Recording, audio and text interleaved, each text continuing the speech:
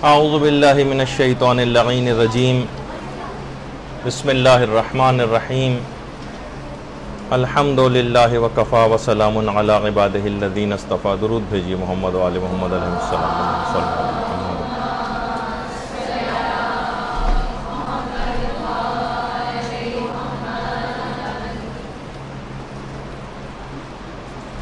رمضان میں فقہی مسائل اور اس کی کچھ اخلاقیات کے ضمن میں آج یہ ہمارا تیسرا درس ہوگا. اگلی کلاس تو شب قدر سے مربوط کلاس ہوگی اور سب سے آخری جو اتوار آئے گا اس میں اس کا چوتھا پارٹ ہوگا. تو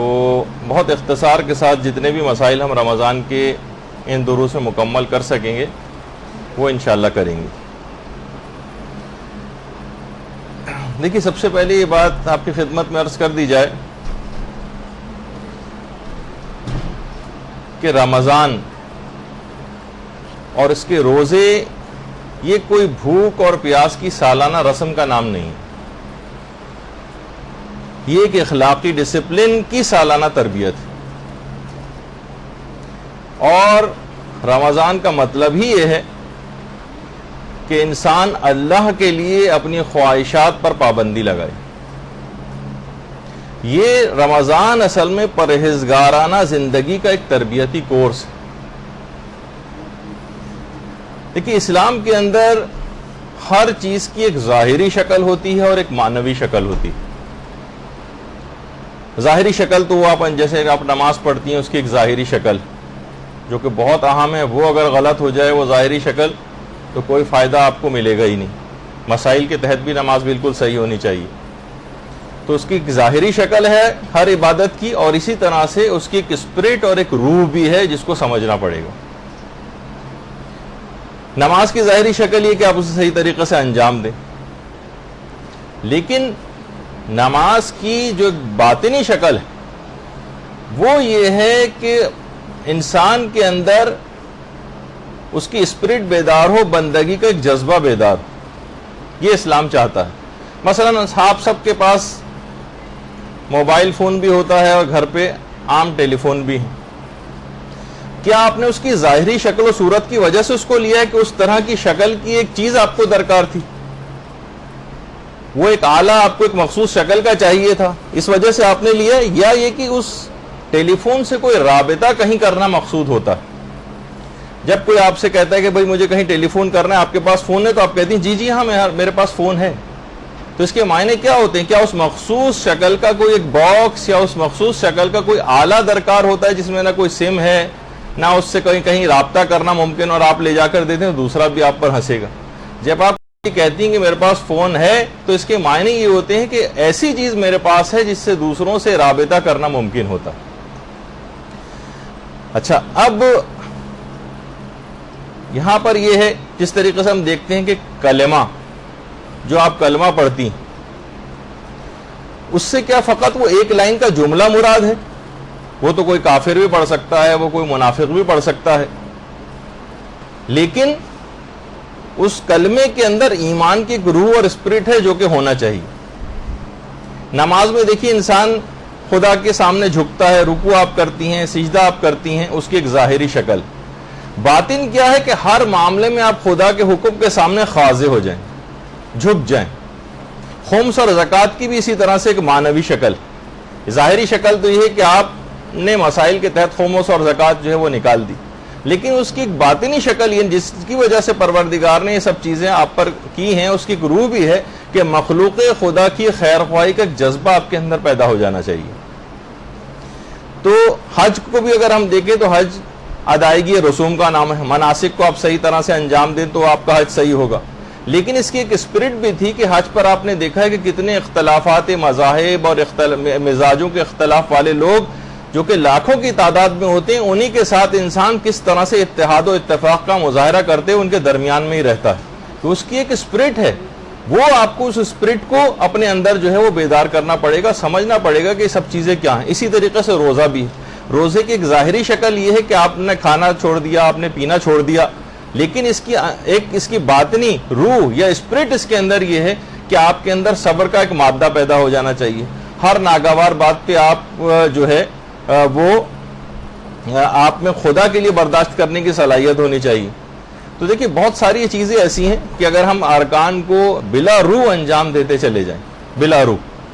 تو کیا ہوگا کہ جب کبھی اظہار کا موقع آئے گا عمل سے تو وہاں پر ہماری جو زبان ہے وہ ہمارے دل کا ساتھ نہیں دے گی. نماز کی اگر ایک مخصوص شکل سے آپ نے پڑھ بھی لی تو نماز تو ہو جائے گی, لیکن خدا کے سامنے جب عمومی زندگی کے اندر ہم جائیں گے تو اس نماز کے جو چیزیں نماز کے ذریعے ظاہر ہونے چاہیے تھی, خاضع ہو جانا چاہیے تھا خدا کے احکامات کے آگے, وہ ظاہر نہیں ہوگا. ظاہری اعتبار سے رکوع سجدے میں آپ نے گردن کو تو جھکایا ہوگا, لیکن اگر اس کی اسپرٹ تک نہیں پہنچے تو وہی انانیت اور وہی تکبر نماز کے ختم کرنے کے بعد لوگوں کے ساتھ اس کا مظاہرہ ہوگا. خمس و زکوٰۃ زبردستی ہم نے مسائل کے تحت نکال بھی دیا, مگر لوگوں کی خیرخواہی کا جذبہ بیدار نہیں ہوگا. اس کے علاوہ واجبات کے علاوہ کوئی اور ہمارے پاس آئے گا تو ہم دھتکار کر بھگا دیں گے. حج ہم مناسک کے تحت کر کے بھی آ گئے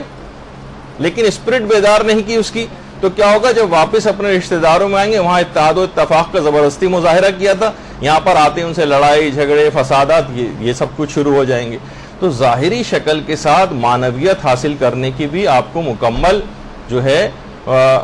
کوشش کرنی چاہیے.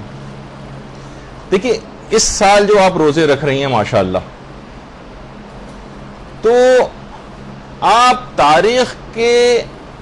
اس دور اور اس تسلسل کے اندر آ گئی ہیں جو ہر دور میں دینداروں کے ساتھ جاری رہتا ہے. آپ اپنے اندر ایک قلبی اطمینان محسوس کرتی ہیں کہ وہ عمل جو اللہ کے نیک بندوں نے ہر زمانے میں کیا ہے, آپ بھی اس قافلے میں شامل ہو گئی ہیں جو انبیاء, اولیاء, ائمہ, صالحین اور علماء کی رہنمائی میں دنیا سے آخرت کی طرف چلتا چلا جا رہا ہے. آپ اس قافلے میں شامل ہو چکی ہیں. اور رمضان, دیکھیے رمضان مکمل عمل کا زمانہ ہے, یہ دینی سرگرمیوں میں ڈوب جانے کا زمانہ ہے. 29 شعبان سے ہی اس کی فعالیت شروع ہو جاتی ہے. اہل ایمان کی نگاہیں آسمان پر گڑ کر رہ جاتی اور یہ شعور جاگ اٹھتا ہے کہ ہم گردش لیل و نہار کے اس مرحلے میں داخل ہو گئے ہیں کہ جہاں پر ہمیں اپنی زندگی کا نقشہ بدل دینا چاہیے. اب یہ فکر ہر وقت آپ پر سوار رہتی کہ صبح کب ٹھیک ٹھیک شروع ہوگی. کتنے مسائل آپ لوگ پوچھتی ہیں, کب غروب ہوگا. گویا رمضان اس علامت کے تحت ساتھ آیا ہے کہ اب زندگی کے نظام الاوقات میں اوقات کی ایک نئی رعایت کرتے ہوئے حکم خدا کے مطابق ہم چلیں گے. یہ جو آسمانوں کی طرف آنکھیں گڑ رہی ہیں, یہ جو آپ گھڑی کے اندر بار بار ٹائم جا کر دیکھ رہی ہیں, اس بات کی نشاندہی. عام زندگی میں کیا تھا کہ صرف کھانا پینا آپ کا مطمع نظر تھا, اب اصول شریعت آپ کے مد نظر ہو جاتے ہیں. پہلے بغیر کسی اندیشے کے, بغیر کسی احتیاط کے دن ایسے ہی گزرتے چلے جاتے تھے. آج ایک زندہ احساس آپ کے ساتھ ہے کہ آپ کو کیا کرنا ہے اور کیا نہیں کرنا ہے, کب کھانا ہے کب نہیں کھانا ہے, ایسا کرو, ایسا نہ کرو, ویسا نہ کرو. تو اس بات کی پریکٹس ہمیں کروائی جاتی ہے رمضان کے ذریعے کہ تم کیا کر سکتے ہو اور کیا نہیں کر سکتے, اس بات کو تلاش کرو. یہ عمومی زندگی میں اس بات کی پریکٹس ہونی چاہیے. یعنی دیکھیے خدا ایسا رحیم پروردگار ہے وہ ہمارا کہ وہ تمام سختیوں کے ساتھ آسانیاں بھی آپ کو مہیا کرتا ہے.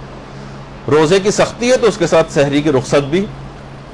جہاد کی ترغیب اگر پروردگار دیتا ہے تو فرشتوں کے ذریعے وہ نصرت بھی کرتا ہے. آزمائش و سختیوں کے اندر آسانیاں بھی پیدا کرتا ہے.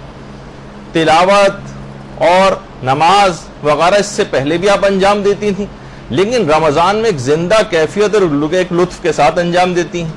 شام ہوتی ہے جب آپ افطار کرتی ہیں, جس حکم سے آپ نے اپنے اوپر پابندیاں لگائی تھیں اسی کے حکم سے آپ افطار کرتی ہیں. عمل آپ کا بتا دیتا ہے کہ میں خواہشات نفس کی بندہ نہیں ہوں یا بندی نہیں ہوں, میں خدا کی ایک اطاعت گزار ہوں. تو روزہ دیکھیے اس دنیا میں بھی برائیوں سے ڈھال ہے اور آخرت میں یہ جہنم کی آگ سے ڈھال بن جائے گا. اچھا, اس مہینے میں آپ اعمال شب قدر انجام دیں گی. اس مہینے میں لوگ اعتکاف بھی کرتے ہیں,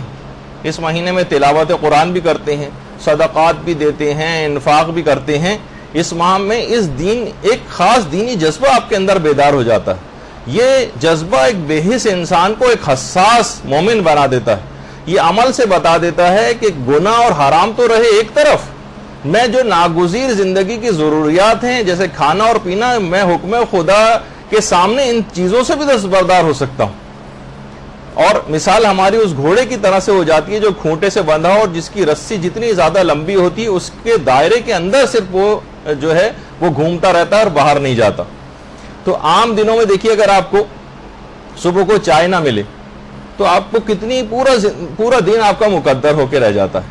ٹھیک ہے۔ لیکن یہاں نفسیات رمضان میں اتنی طاقتور ہو جاتی ہے کہ پورے دن آپ کو چائے نہیں ملتی، پورے دن آپ کو کھانا نہیں ملتا، حتیٰ کہ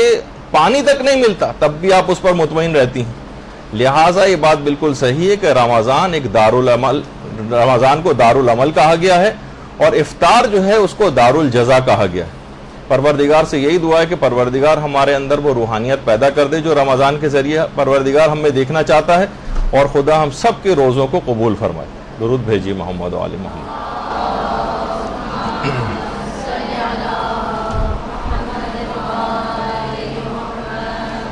اچھا دیکھیے، آج کل ایک چیز بڑی کامن ہے، لوگوں کی زبانوں پر آتی، ہر چیز میں کیا، کیوں، کیسے، ہر چیز میں آج کل نوجوان بھی یہی پوچھتے ہیں، لوگ بھی ہر چیز کی وجوہات پوچھتے ہیں کہ آخر روزہ ہم پر کیوں واجب کیا گیا، کیوں ہمیں بھوکا پروردگار رکھنا چاہتا ہے۔ تو دیکھیے، پروردگار نے تمام احکامات کی علت اور حکمت نہیں بتائی، لیکن روزے کی بتائی، لعلکم تتقون، تاکہ تم متقی و پرہیزگار ہو جاؤ۔ تو بہرحال دیکھیے، روزہ جو ہے نا ایک بلند ہمتی، اور ایک بلند ہمتی ہم کو سکھاتا، جو کم ہمت افراد ہوتے ہیں، جو بس معمولی بخار پر روزہ چھوڑنے کو تیار ہوتے ہیں، جو ذرا سی کھانسی ہوئی، ذرا سا نزلہ ہوا، گلا خشک ہونے پر روزہ توڑنے کے بہانے تلاش کرتے ہیں۔ یعنی بہت سے لوگ تو اتنے بے ہمت ہو جاتے ہیں کہ روزہ ہی نہیں رکھتے،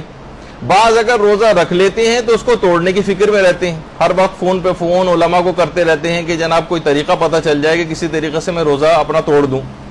بعض چند روزے رکھ کر باقی دنوں میں روزے چھوڑ دیتے ہیں، اتنے کم ہمت ہو جاتے ہیں۔ بعض سردیوں میں کچھ ہمت کر لیتے ہیں، گرمیوں میں رمضان آ جائے تو اس میں ہمت نہیں کر پاتے، جبکہ امیر المومنین علیہ الصلوۃ والسلام فرماتے ہیں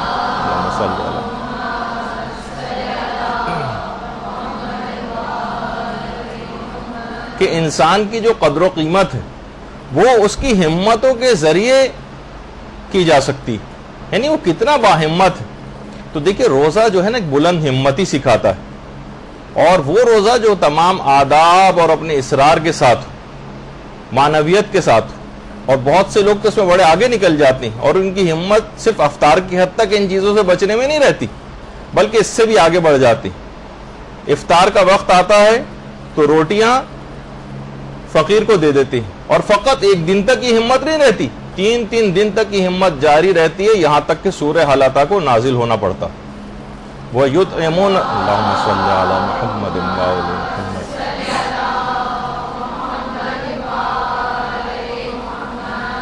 قابل غور اور قابل توجہ نقطہ اس میں یہ ہے کہ اس ہمت میں فقط معصوم افراد شامل نہیں، اس میں فضہ جیسی غیر معصومہ بھی شامل، جو اپنی ہمت سے اتنا بلند مقام حاصل کر لیتی ہے کہ معصومین کی پیروی میں خود بھی یہ کارنامہ انجام دے دیتی اور ثابت کر دیتی ہے کہ طعام کی لذت سے بڑھ کر اطعام کی لذت، خود کھانے میں اتنا مزہ نہیں ہے جو دوسروں کو کھلانے میں مزہ۔ اچھا، افطار میں خصوصیت کے ساتھ یہ بات یاد رہے کہ سارے روزے کی معنویت ختم ہو کے رہ جائے گی اگر افطار مال حلال سے نہ کیا جائے۔ تو انسان کو ہمیشہ اپنی غذا کا بار بار خیال رکھنا چاہیے کہ کوئی حرام چیز اس میں شامل نہ ہو۔ باقاعدہ ایک دینی طالب علم نے کسی جگہ پر جا کر افطار کیا، ایسا محسوس ہوا کہ ساری معنویت اس کے اندر ختم ہو کے رہ گئی، معنویت ہی ختم ہو کے رہ گئی۔ اپنے صاحب معرفت استاد کے پاس وہ طالب علم گیا، کہا کہ میں نے جب سے وہاں پر افطار کیا ایسا لگ رہا ہے کہ میں بالکل خالی سا ہو کے رہ گیا، اور روحانیت کی جو کیفیت میرے اندر پیدا ہو گئی تھی وہ بالکل ختم ہو کے رہ گئی۔ تو صاحب معرفت استاد تھے، انہوں نے کہا کہ جس دعوت میں تم گئے تھے وہاں پر جو تم نے کباب کھائے تھے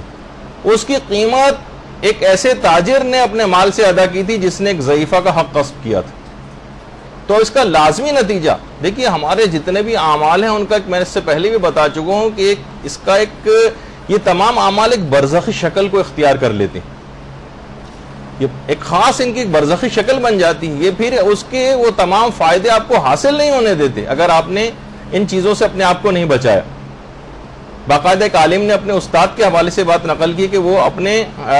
استاد کے ساتھ مشہد میں امام زادہ یحییٰ کا جو روضہ ہے اس روضے کے قریب ایک گلی سے گزر رہے تھے. وہ خود فرماتے ہیں کہ ایک سائیکل سوار جا رہا تھا اور ایک پیدل شخص وہاں پر جا رہا تھا. تو سائیکل سوار سے وہ پیدل شخص جا کر ٹکرا گیا. جیسے آپ نے دیکھا ہوگا گاڑی کے سامنے کوئی آ جاتا ہے اور فوراً ہم بھڑک جاتے ہیں اور اس کو برا بھلا کہنا شروع کر دیتے ہیں. اس نے اہانت کرتے ہوئے اس پیدل شخص کو گدھا کہا. گدھا جس طرح سے ایک دم سے کوئی غلطی کرتا ہے اور سامنے آ جاتا ہے تو بہت سے لوگ ایک دم سے اس قسم کے الفاظ کہہ دیتے ہیں. جیسے ہی اس نے گدھا کہا ان کے استاد نے کہا کہ جس نے گدھا لفظ کہا اس کی اپنی باطنی شکل گدھے کی صورت میں تبدیل ہو گئی. اس کا ایک باطن بن گیا. یہ تو صرف آپ کو دکھانے کے لیے کرانے کے لیے ایک تصویر ہے لیکن اس کا اپنا باطن جو ہے گدھے کی شکل میں تبدیل ہو گیا. اب یہ باطنی شکل میدان قیامت میں اس کے ساتھ اٹھے گی. جو بھی اعمال آپ انجام دیتی ہیں مخصوص باطنی شکل کے اندر تبدیل ہوتے چلے جاتے ہیں جن کے ساتھ انسان اٹھایا جائے گا میدان قیامت میں. حتیٰ کہ انسان کی تو اہانت اور وہ تو چھوڑیے جانوروں تک کے ساتھ. دیکھیے جانوروں کے متعلق کہا جاتا ہے نا جو آپ سنتے بھی ہیں کہ ایک جانور کو اگر کبھی جو ہے وہ ذبح کیا جا رہا ہو تو دوسرا جانور سامنے نہیں ہونا چاہیے کیونکہ اگر جانور کے سامنے آپ کریں اس کی خود بھی یہ جو عمل آپ نے کیا ہے یہ کرویلٹی یہ جو ظلم والا کام ہے کہ اس کے سامنے کسی کو ذبح نہ کرو تو اس کے ساتھ بدسلوکی کرنے کے بھی باطنی اس کی آثار ہوتے ہیں. اس کی شکلیں کچھ بن جاتی ہیں. ایک قصائی ایک دفعہ ایک عالم دین کے پاس آیا اور اس نے کہا کہ میرا بچہ اس قدر بیمار ہے کہ ڈاکٹروں نے بالکل جواب دے دیا اور کہا کہ اب یہ بچہ مر جائے گا. آپ کوئی ایسی مجھے ترکیب بتائیں کہ کوئی ایسی دعا بتائیں کہ جس سے میرے بچے کو صحت یابی مل جائے. اس عالم نے کہا کہ یہ اب ہو نہیں سکتا کیونکہ تم نے گائے کے ایک بچے کو اس کی ماں کے سامنے ذبح کیا.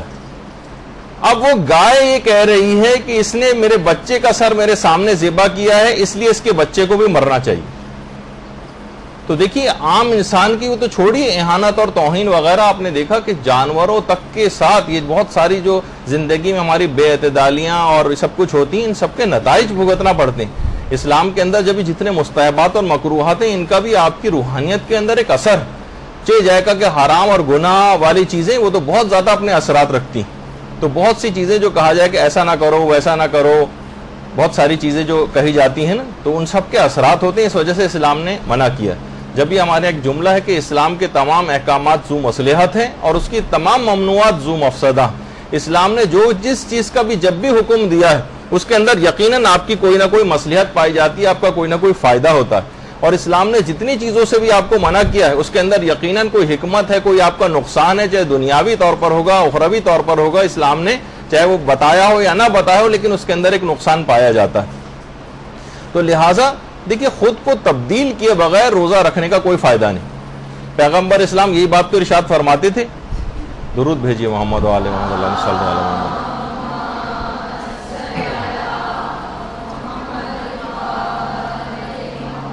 کہ اے لوگوں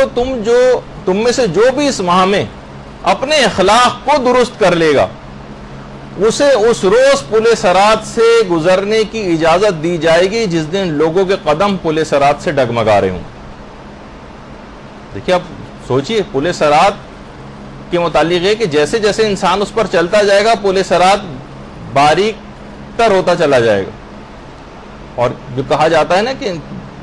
بال سے زیادہ باریک اور تلوار کی دھار سے زیادہ تیز اور نیچے جب گرے گا وہ وہاں سے اگر خدا نہ خواستہ تو صرف نار جہنم ہوگی کہ جس کے اندر جائے گا. تو اگر کوئی شخص اس ماہ میں اپنے اخلاق کو درست کر لے تو اس روز جب پل صراط سے گزرنے کی اجازت اس کو دی جائے گی جس دن لوگوں کے قدم ڈگمگا رہے ہوں گے. اور امیر المومنین علیہ الصلوۃ والسلام نے بھی اللہم صلی علی محمد و آل محمد نہج البلاغہ میں جو بات فرمائی ہے کہ خدا نے روزے کو اس وجہ سے واجب کیا ہے تاکہ اس کے ذریعے وہ مخلوقات کے اخلاص کا امتحان لے. اخلاص تو دیکھیے اخلاص ایک ایسی چیز ہے. اور یہ جملہ بھی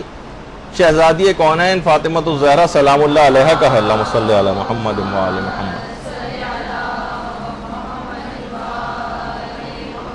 جو بحر الانوار کی جلد نمبر 93 میں ہے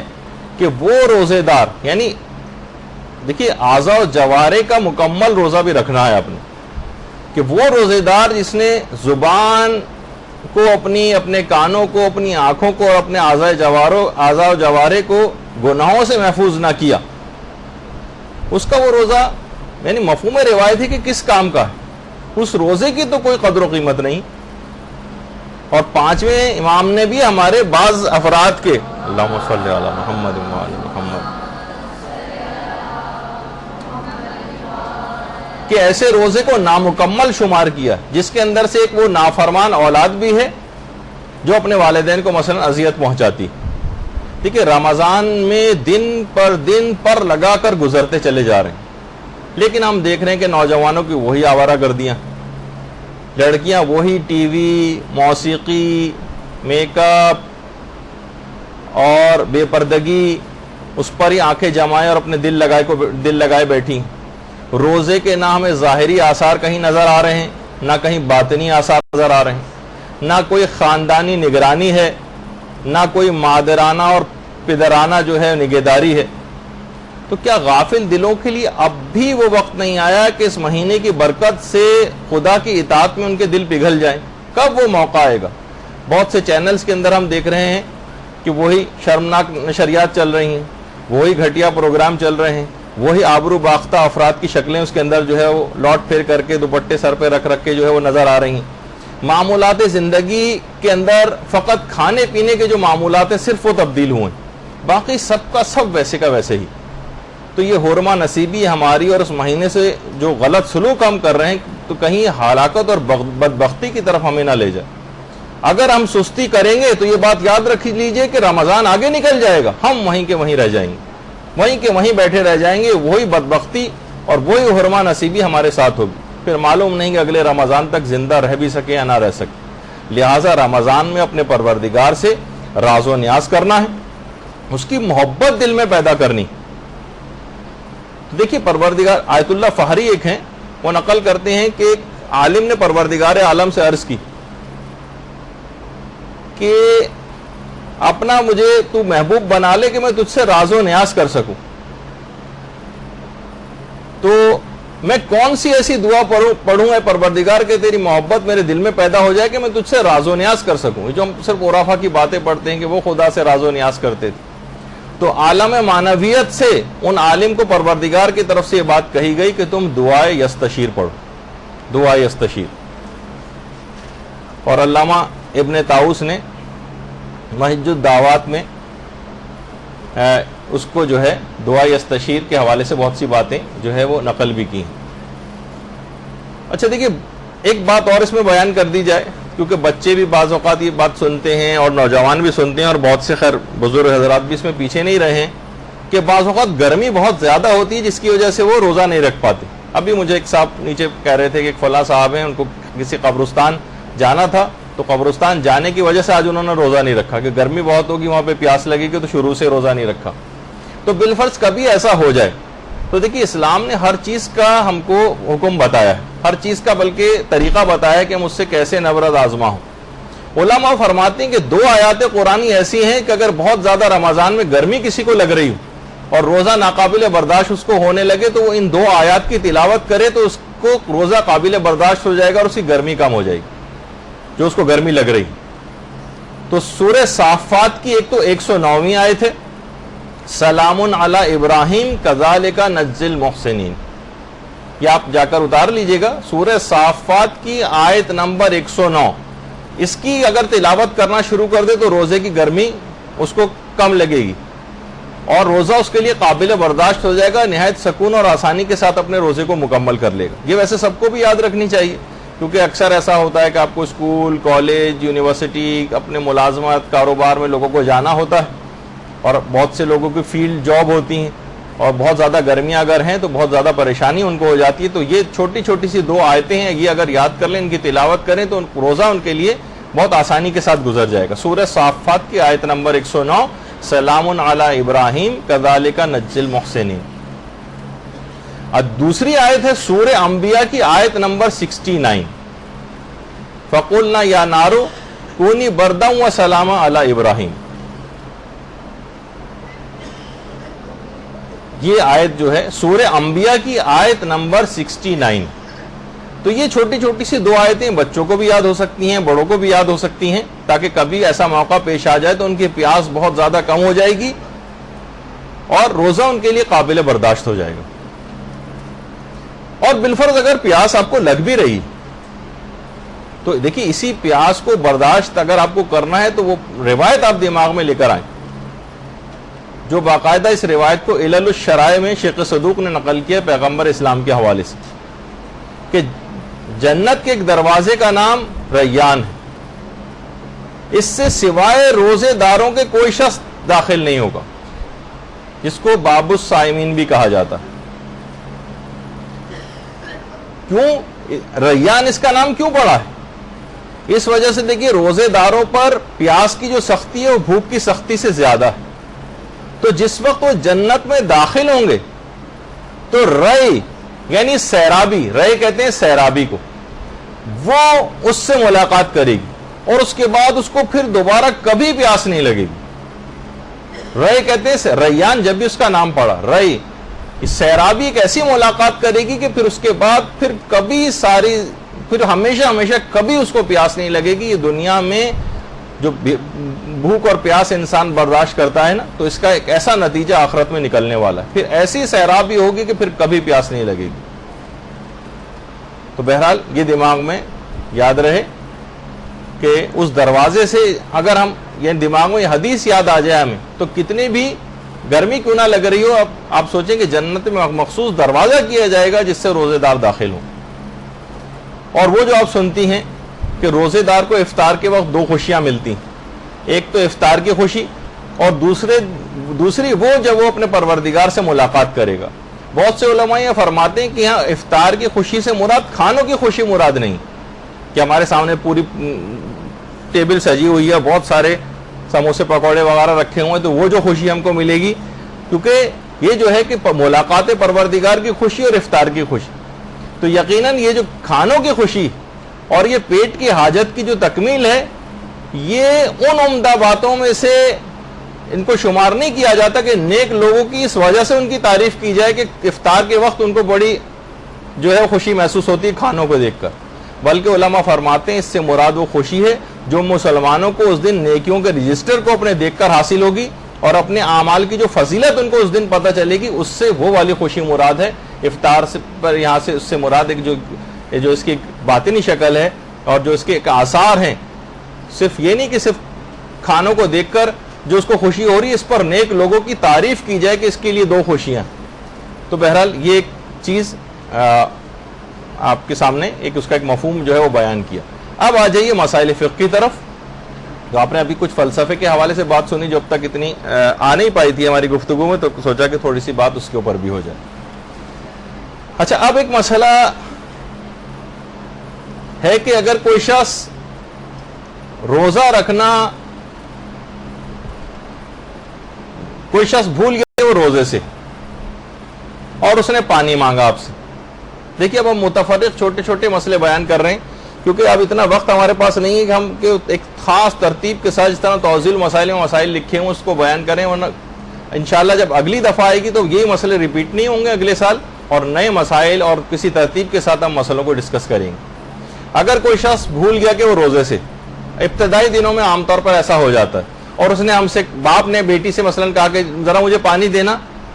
تو کیا بیٹی پر مثلاً یہ واجب ہے کہ وہ باپ کو یاد دلائے کہ ارے ابو آپ تو روزے سے ہیں, یا وہ پانی دے سکتی؟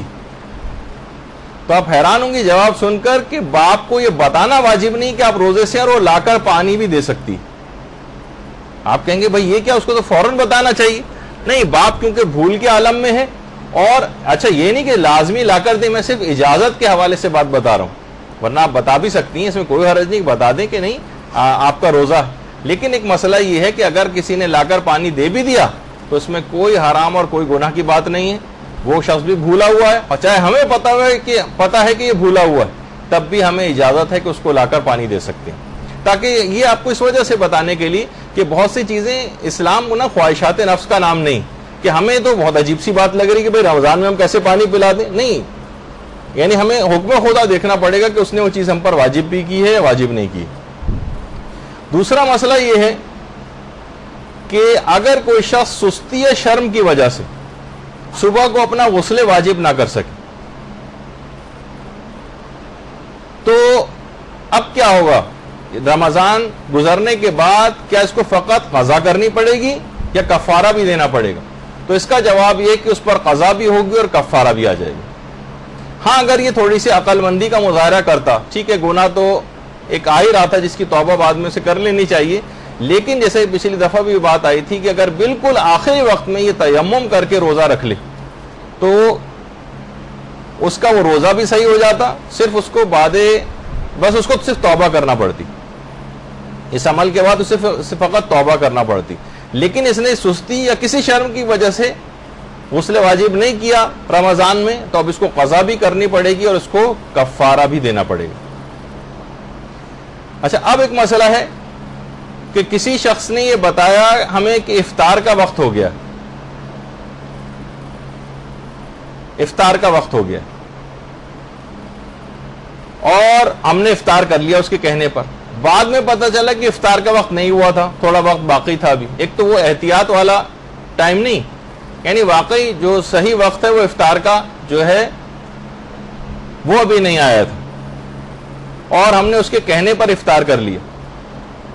تو اب اس جو ہم نے روزہ یہ جو ہوا ہے ہمارا, اس کا کیا ہوگا؟ اس کا جواب یہ کہ اس روزے کی بعد رمضان قضا کرنی پڑے گی. اگر کسی شخص نے کسی شخص کی اطلاع پر, چاہے وہ آپ کے نزدیک قابل اعتبار تھا, اس نے اطلاع دی کہ ہاں وقت ہو گیا,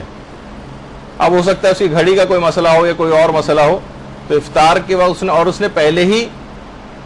روزہ کھول لیا اس قابل اعتبار شخص کے کہنے پر, بعد میں پتہ چلا کہ افطار کا وقت نہیں ہوا تھا, تو اس روزے کی اس کو قضا انجام دینا ہوگا. البتہ کفارہ کوئی نہیں ہوگا,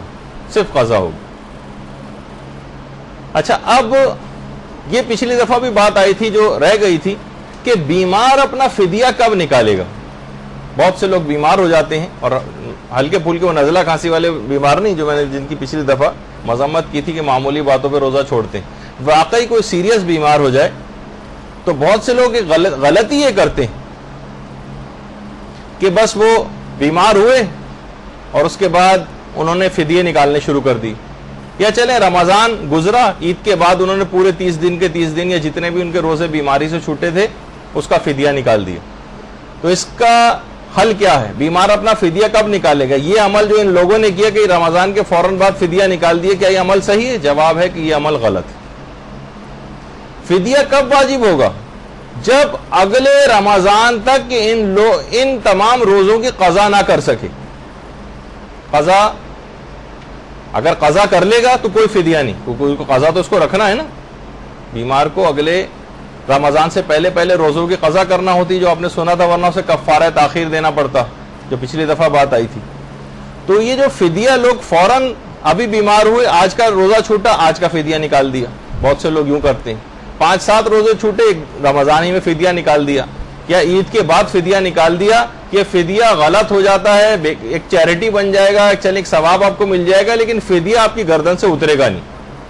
یہ اگلے سال تک اگر آپ نے ان روزوں کی آپ کو قضا کر لینا چاہیے تھی اور اس کے باوجود آپ نے جو ہے اگلے رمضان کا چاند, یہاں تک کہ اگلے رمضان کا چاند نظر آ گیا, اب اگلے رمضان کا چاند نظر آنے کے بعد اس پچھلے رمضان کے بیماری کے فدیے وہ نکال سکتا. اس سے پہلے اگر اس نے نکالے تو وہ فدیے سارے بیکار ہو جائیں گے. دیکھیے بات بہت سمجھنے والی, پورے 1 سال کا انتظار کرنا پڑے گا. اس دوران آپ یا تو قضا کر لیں, قضا کر لیں گی تو کوئی فدیہ نہیں. لیکن اگر آپ نے قضا نہیں کیے اور اگلے رمضان کا چاند نظر آ گیا تو اب فدیہ جو پچھلے رمضان میں بیماری کی وجہ سے روزے چھوڑے تھے ان کا فدیہ اب آپ نکالیں گی تو وہ صحیح ہوگا. اس اگلے رمضان کا چاند آنے سے پہلے اگر پچھلے رمضان کے آپ نے کسی نے فدیے نکالے ہیں تو وہ فدیہ کاؤنٹ نہیں ہوگا, وہ ایک چیریٹی بن جائے گی. وہ غلط ہو گیا, غلط ان معنوں میں کہ وہ فدیہ نہیں بنا, وہ آپ کے گردن کے اوپر ابھی تک وہ چیز باقی ہے. یہ ایک اہم بات تھی کہ جو لوگ عام طور پر یعنی بہت سی صورتوں میں یہ ہوتا ہے کہ بیماری اگلے سال تک طول کھینچ جاتی ہے مثلا, یا بیماری تو نہیں, البتہ یہ کہ بہرحال اس نے رکھے نہیں روزے یا کسی بھی وجہ سے, تو بہرحال اگلے سال اس پچھلے رمضان کا جو فدیہ ہے وہ اگلے سال اس کو دینا پڑے گا. اچھا, بوڑھے افراد کے حوالے سے نہیں, ہاں وہ افراد کے جو اپنا فدیہ روزہ گزرنے کے فوراً بعد نکال سکتے ہیں. کچھ افراد ایسے ہیں کہ جن کو اس بات کی اجازت کہ وہ افراد جو کہ بہت زیادہ بوڑھے ہیں اور روزہ رکھنا ان کے لیے باعث مشقت, یعنی وہ رکھ لیں گے روزہ لیکن مشقت کے ساتھ رکھیں گے. ان کے اوپر آپ نے پچھلی دفعہ بات سنی تھی کہ ایسے بوڑھوں کی 2 اقسام ہیں. ایک تو وہ جو روزہ رکھ ہی نہیں سکتے, ان پہ نہ تو اس روزے کی کوئی قضا کرنی ہے اور نہ ہی اس کا کوئی فدیہ دینا ان کے لیے واجب. لیکن وہ بوڑھے جو مشقت کے ساتھ روزہ رکھ لیتے ہیں, پریشانی ان کو ہوتی ہے کافی لیکن وہ پھر بھی روزہ رکھ لیتے ہیں, تو روزہ تو ان پر سے معاف ہے لیکن ان کو فدیہ دینا پڑتا. تو یہ کیا ہے, جو اتنے زیادہ بوڑھے افراد ہیں یہ اگلے سال تک کا انتظار کریں گے؟ نہیں, یہ رمضان کے فوراً بعد بھی دے سکتے ہیں یا اس روزے کو گزرنے کے بعد بھی دے سکتے ہیں. یعنی جو روزہ آج ان بوڑھے افراد کا آج چھوٹا ہے تو یہ اس کا اگلے دن ہی فدیہ نکال سکتے ہیں. اسی طریقے سے دودھ پلانے والی جو مائیں ہیں اور وہ حقیقتاً یعنی بچے کے ساتھ ان کا مسئلہ ہو رہا ہے اور وہ تمام احتیاطیں نہیں کر پا رہی جو پچھلی دفعہ میں نے بتائی تھیں, یا کوئی فیڈر وغیرہ یا ڈبے کے دودھ وغیرہ سے بچے کی بھوک وغیرہ نہیں مٹا پا رہی ہیں, کوئی بھی ایسا مسئلہ ہے تو پھر وہ روزہ چھوڑ سکتی ہیں اور وہ بھی اپنا فدیہ جو ہے اس روزہ گزرنے کے بعد دے سکتی ہیں. دوران رمضان وہ روزہ جب گزر جاتا ہے, یعنی وہ روزہ گزر گیا اسی دوران بھی فدیہ نکالا جا سکتا ہے. لیکن یہ نہیں کر سکتے کہ ایڈوانس میں دے دیں کہ ابھی جو جتنے بھی روزے آگے مجھے پتا ہے کہ یہ سب چھوٹ جائیں گے مجھ سے تو ان کا فدیہ میں ابھی سے نکال دوں. یہ نہیں, وہ روزہ گزر جائے پھر اس کا فدیہ دے سکتے ہیں. اگلا روزہ پھر اس طرح سے گزر جائے, وہ روزہ نہیں رکھ پا رہی پھر فدیہ دے سکتے ہیں. اور یہی مسئلہ اس حاملہ عورت کا بھی ہے کہ جو بہت سی وجوہات کی بنا پر جو ہے وہ روزہ نہیں رکھ پا رہی ہے, اپنے بچے کی وجہ سے, اپنی صحتیابی کی. اس میں تھوڑا سا مسائل کے اندر اختلاف ہے جس میں ابھی تفصیل میں نہیں جا رہا. اچھا, اب ایک مسئلہ یہ بھی اس میں ہوتا ہے کہ بیمار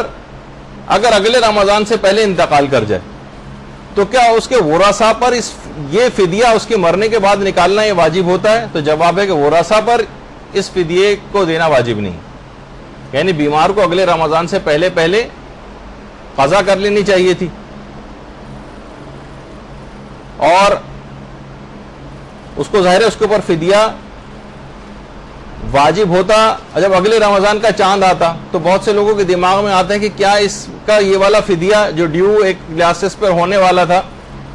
تو کیا یہ ہم نکالیں؟ تو جواب ہے کہ ورثاء پر یہ چیزیں واجب نہیں, سوائے اس کے کہ وہ وصیت کر جائے کہ بھائی جو میرے فدیے ہیں وہ تم دے دینا. تو یہ ایک بات اس کے اندر جو ہے وہ ضروری بتانے کے لحاظ سے تھی. اچھا, پھر اس کے بعد ایک سوال لوگ یہ پوچھتے ہیں کہ کیا فدیے میں ایک مد, پچھلی دفعہ آپ نے بات سنی تھی کہ فدیے میں ایک مد دیا جاتا ہے, ایک مد. تو اگر ایک مد ہوتا ہے 3 پاؤ کے برابر, تو اگر ہم زیادہ دے دیں مثلا 1 کلو کر دیں تو کیا یہ صحیح ہے؟ تو جواب ہے کہ جی ہاں, زیادہ تو کرنے میں کوئی حرج نہیں, بلکہ احتیاط مستحب یہ ہے کہ فدیہ 2 مد دیں, یعنی 1.5 کلو کے قریب دیں. یعنی زیادہ ثواب اگر آپ کو لینا ہے فدیے کا تو 1 مد کے بجائے 2 مد دیں. پھر ایک مسئلہ یہ بھی ہوتا ہے کہ فدیہ اپنے ہاتھ ہی سے دینا ضروری ہے یا ہے کہ کسی کے وکیل بنا کر کسی بھی اپنے بھائی کو ہم نے کہہ دیا یا اس کو پیسے دے دیے کہ جاؤ اس کا فدیہ جو فلاں تک پہنچا دو. تو یہ بات یاد رکھ لیں کہ بہرحال فدیہ اپنے ہاتھ سے دینا تو ضروری نہیں, کسی کو واسطہ بنا کر بھی دیا جا سکتا ہے, لیکن پھر آپ کو یہ یقین حاصل کرنا ضروری ہے کہ اس نے وہ چیز خرید کر، جو اناج وغیرہ ہے وہ خرید کر ہی اس مستحق تک پہنچایا ہوگا. یعنی ایسے لاپرواہ شخص کے ہاتھ میں دے دیے جو مسائل سے واقف نہیں ہے، اور یا آپ کو اس پر اعتماد نہیں کہ اتنی زحمت کرے گا کہ جا کر وہ آٹا خریدے گا، چاول خریدے گا، اور کسی اور کے ذمہ آپ نے لگا دیا یہ والی بات، تو آپ کا ذمہ ادا نہیں ہوگا جب تک کہ آپ کو یقین حاصل نہ ہو جائے کہ اس نے وہ چیز پہنچا دی. اپنے ہاتھ سے تو دینا ضروری نہیں، لیکن ایسے قابل اعتبار شخص کے حوالے آپ اس کو کریں کہ جس کے متعلق یقین ہو کہ یہ چیزیں خرید کر ان مستحقین تک پہنچائے گا. اگر وہ پیسے ایسے ہی جا کے دے دے، اس نے کہا اس چکر میں کون پڑے، یا وہ آپ کی بات ہی نہیں مان رہا ہے کہ بھائی یہ کہاں سے تم نے کہ یہ چیزیں اس کو اور دواؤں کی ضرورت ہے، تو اس فدیے کی رقم سے بہتر ہے کہ وہ دوائیں خریدے جا کر. نہیں، اس کا مطلب یہ ہے کہ یہ فدیہ اب شمار نہیں ہوگا. دواؤں کے لیے آپ الگ سے چیریٹی کے طور پر دیں، اس کو پیسہ صدقے کے طور پر دیں، وہ ایک الگ ہے، لیکن فدیے میں آپ کو وہ جنسی دینا پڑے گی. اچھا، اب ایک مسئلہ عام طور پر یہ پیش آتا ہے کہ غسل واجب میں سست رفتاری کی وجہ سے فجر کا وقت آ گیا. مثلا ہم کو عادت ہے کہ جب تک ہم صابن نہ لگائیں اور جب تک ہم شیمپو نہ لگائیں، جب تک ہم اس کو نہانا شمار ہی نہیں کرتے، ورنہ وہ غسل واجب جو فوراً 2 منٹ کے اندر اندر ہو جاتا ہے. ہم نے اتنی سست رفتاری دکھائی اور سارے لوازمات جو ہم عمومی طور پر نہانے میں استعمال کرتے ہیں، ٹب بھر رہے ہیں پانی سے، اور جب تک وہ پورا بھر نہ جائے جب تک اس کے اندر بیٹھیں گے نہیں، جا کے پتہ چلا اس میں اتنا ٹائم نکل گیا، اور اس کے بعد شیمپو بھی لگائے جا رہے ہیں اور صابن بھی لگائے جا رہے ہیں وغیرہ وغیرہ، یہ سب چیزیں. تو اگر کسی شخص نے اس انداز سے کیا، یعنی اتنی تاخیر کر دی اپنی سستی کی وجہ سے یا سب چیزیں لگانے کی وجہ سے کہ یہاں تک کہ جو ہے وہ صبح کا وقت آ گیا اور روزے کا وقت شروع ہو گیا، تو اب قضا بھی کرنا پڑے گی اور کفارہ بھی دینا پڑے گا. اس میں ہمیشہ اس بات کا خیال رکھیں کہ بہت تیز رفتاری کے ساتھ یہ سب چیزیں جو ہیں ہونی چاہیے. بعض اوقات اس کا بھی آپ کو سیکھنا پڑے گا کہ نماز فجر میں اگر وقت کم رہ جائے، کوئی بھی نماز اگر قضا ہونے والی وقت کم رہ جائے، تو واجبات کون کون سے اور مستحبات کون کون سے، مستحبات کو تاکہ چھوڑ دیں اور واجبات کے اوپر اکتفا کریں. اور یہ واجب ہو جاتا ہے کہ پتہ چلا آپ بہت سے لوگ اذان و اقامت دینے کے اتنے عادی ہیں، پتہ چلا اسی میں وقت سارا نکل گیا اور نماز شروع ہی نہیں ہو پائی اور اذان و اقامت میں سارا ٹائم نکل گیا. یا مستحبات میں اللہ اکبر اور استغفر اللہ اور بحول اللہ اور بہت ساری چیزیں اور یا قنوت وغیرہ پڑھنے، یہ سب چھوڑ دینا پڑے گا اگر وقت تنگ ہے. صرف واجب کے حد تک قرات جو ہے الحمد اور دوسرا سورہ اور رکوع سجدے کے ذکر اور تشہد سلام، بس اس پہ اکتفا کریں. اور تکبیرۃ الحرام تو یقیناً پہلے کہہ دی ہوگی آپ نے. تو ایک یہ مسئلہ ہے کہ اس کا خیال رکھنا چاہیے. بہت سے لوگ یہ بھی کہتے ہیں کہ جو ہم برش وغیرہ کرتے ہیں رمضان میں، تو اکثر یہ شک ہوتا ہے کہ کہیں ہمارے منہ سے شاید کہیں خون تو نہیں نکلا ہے، کہ ہلکا سا ایک ذائقہ ہمیں اپنے منہ میں محسوس ہوتا ہے، کیا ہم اس کو تھوکنا ہم پر واجب ہے یا ہم اس کو جو ہے نگل بھی سکتے ہیں. تو بہرحال اس میں جواب یہ ہے کہ اگر صرف آپ کو شک ہو رہا ہے اور یقین کی حد تک بات نہیں پہنچی ہے تو آپ کو نگلنے کی بھی اجازت ہے. لیکن اگر آپ کو یقین ہو جائے کہ نہیں یہ خون نکل آیا ہے، تو خون کو پینے کی اجازت نہیں. وہ ٹھیک ہے لعاب دہن کو انسان پینے کی اجازت ہے، یا جو بلغم وغیرہ کا مسئلہ پچھلی دفعہ آغا سیستانی کے حوالے سے بیان ہوا تھا. لیکن یہاں پر جو ہے کیونکہ خون ہے، یہ آپ کو یقین ہے تو اس کو تو تھوکنا واجب ہوگا اور منہ کو پھر جو ہے وہ پاک بھی کرنا پڑے گا اگر اتنی زیادہ اس کی مقدار نکل آئی. پھر ایک سوال یہ بھی ہوتا ہے کہ جو کفارہ تاخیر کی پچھلی دفعہ بات بیان ہوئی تھی کہ اگلے سال کے رمضان سے پہلے آپ کو روزے قضا کر لینے چاہیے تھے، لیکن آپ نے پھر بھی قضا نہیں کی، تو کیا ابھی تو فدیے کے حوالے سے آپ نے بات سنی تھی کہ اس میں جو ہے وہ جنسی دینا ہوتی ہے، پیسے نہیں دے سکتے. تو کیا جو کفارہ تاخیر میں بھی 1 مد اور 3 پاؤ آٹا ہمیں دینا ہوتا ہے، کیونکہ ہمیں اگلے رمضان سے پہلے رکھ لینے چاہیے تھے روزے لیکن کسی بھی وجہ سے ہم نہیں رکھ پائے، تو اب اس شخص کو کفارہ تاخیر یعنی فی روزہ 3 پاؤ آٹا یہ کسی مستحق تک پہنچانا پڑے گا. تو کیا اس میں ہم پیسے دے سکتے ہیں کفارہ تاخیر میں؟ تو جواب ہے کہ جی نہیں، اس میں بھی پیسے نہیں دے سکتے. یعنی کفارہ تاخیر میں بھی آپ کو جنسی پہنچانا ہوتی. ایک یہ مسئلہ ہے، کیونکہ اصل میں یہ باتیں یوں بتانے کی زیادہ ضرورت پیش آ رہی ہے، گھر میں انٹیلیکچوئل حضرات جو ہیں وہ بڑھتے چلے جا رہے ہیں کہ بھائی یہ کیا بات ہوئی، اس کو تو فلاں چیز کی ضرورت ہے، گھی تیل کی ضرورت ہے، آٹا پہلے سے ان کے یہاں ہے، تم یہی کیوں جا کر پہنچائیں دوبارہ. تو ایسے افراد کے لیے کہ اسلام کا یہ حکم ہے، ہمیں اپنی ذاتی عقل نہیں لڑانا ہے کہ کیا چیز اس کو ضرورت ہے اور کیا نہیں، اور الگ سے آپ کو اتنا ہی زیادہ ہمدردی ہے تو آپ الگ سے اس کو جو ہے وہ اس کی امداد کر دیں ان چیزوں کی، لیکن جو چیز جس مد میں اسلام کے تحت استعمال ہونے چاہیے وہیں اس کو استعمال کرنا۔ اچھا، اب ایک مسئلہ پیش آتا ہے کہ روزے میں اگر ہم نے بھول کر کچھ کھا پی لیا تو یہ تو آپ سب کے علم میں کہ اس سے روزے پر فرق نہیں پڑتا، لیکن بہت سے لوگ پھر بھی یہ سمجھتے ہیں کہ ہمارا روزہ باطل ہو گیا۔ اچھا، جب انہوں نے سوچا کہ جب ہمارا روزہ باطل ہو ہی گیا تو ہم بلا وجہ بھوکے کیوں بیٹھیں، اب انہوں نے کھانا کھانے شروع کر دی، تو کیا اس کو قضا اور کفارہ دونوں کرنا پڑیں گے؟ دیکھیں، روزے میں بھول کر کچھ کھا پی لیا تو روزہ اس کا باطل نہیں تھا، لیکن وہ یہ سمجھ رہا تھا کہ اس سے روزہ باطل ہو گیا، اس کے بعد اس نے کہا روزہ باطل ہو گیا تو میں کھا پی کیوں نہ لوں، تو کیا اس کو قضا اور کفارے دونوں دینا پڑیں گے؟ جواب ہے کہ اس کو کفارہ نہیں دینا ہے، البتہ قضا ضرور کرنی، اس کو قضا کرنی۔ یہ ایک اہم مسئلہ ہے اس کے اندر، کہنا لوگ یہ سمجھتے ہیں یا تو دونوں افراط و تفریط ہے، بہت سے لوگوں سے مسئلہ پوچھا جائے تو یہ کہتے تھے کہ نہیں قضا اور کفارہ دونوں ہو گئے۔ نہیں، اس موقع پر اس کو صرف اور صرف قضا کرنی ہے، کفارہ کوئی نہیں دینا۔ روزے میں بھول کر کچھ کھا پی لیا، لیکن یہ سمجھا کہ روزے میں بھول کر کھانے پینے سے روزہ باطل ہو جاتا ہے، جب باطل ہو جاتا ہے تو میں کھائی پی کیوں نہ لوں، اس نے مزے سے جو ہے وہ لنچ بھی کر لیا اس وقت، اب بعد میں پتہ چلا اب اس کو فقط قضا کرنی ہے، کفارہ کوئی بھی نہیں دینا۔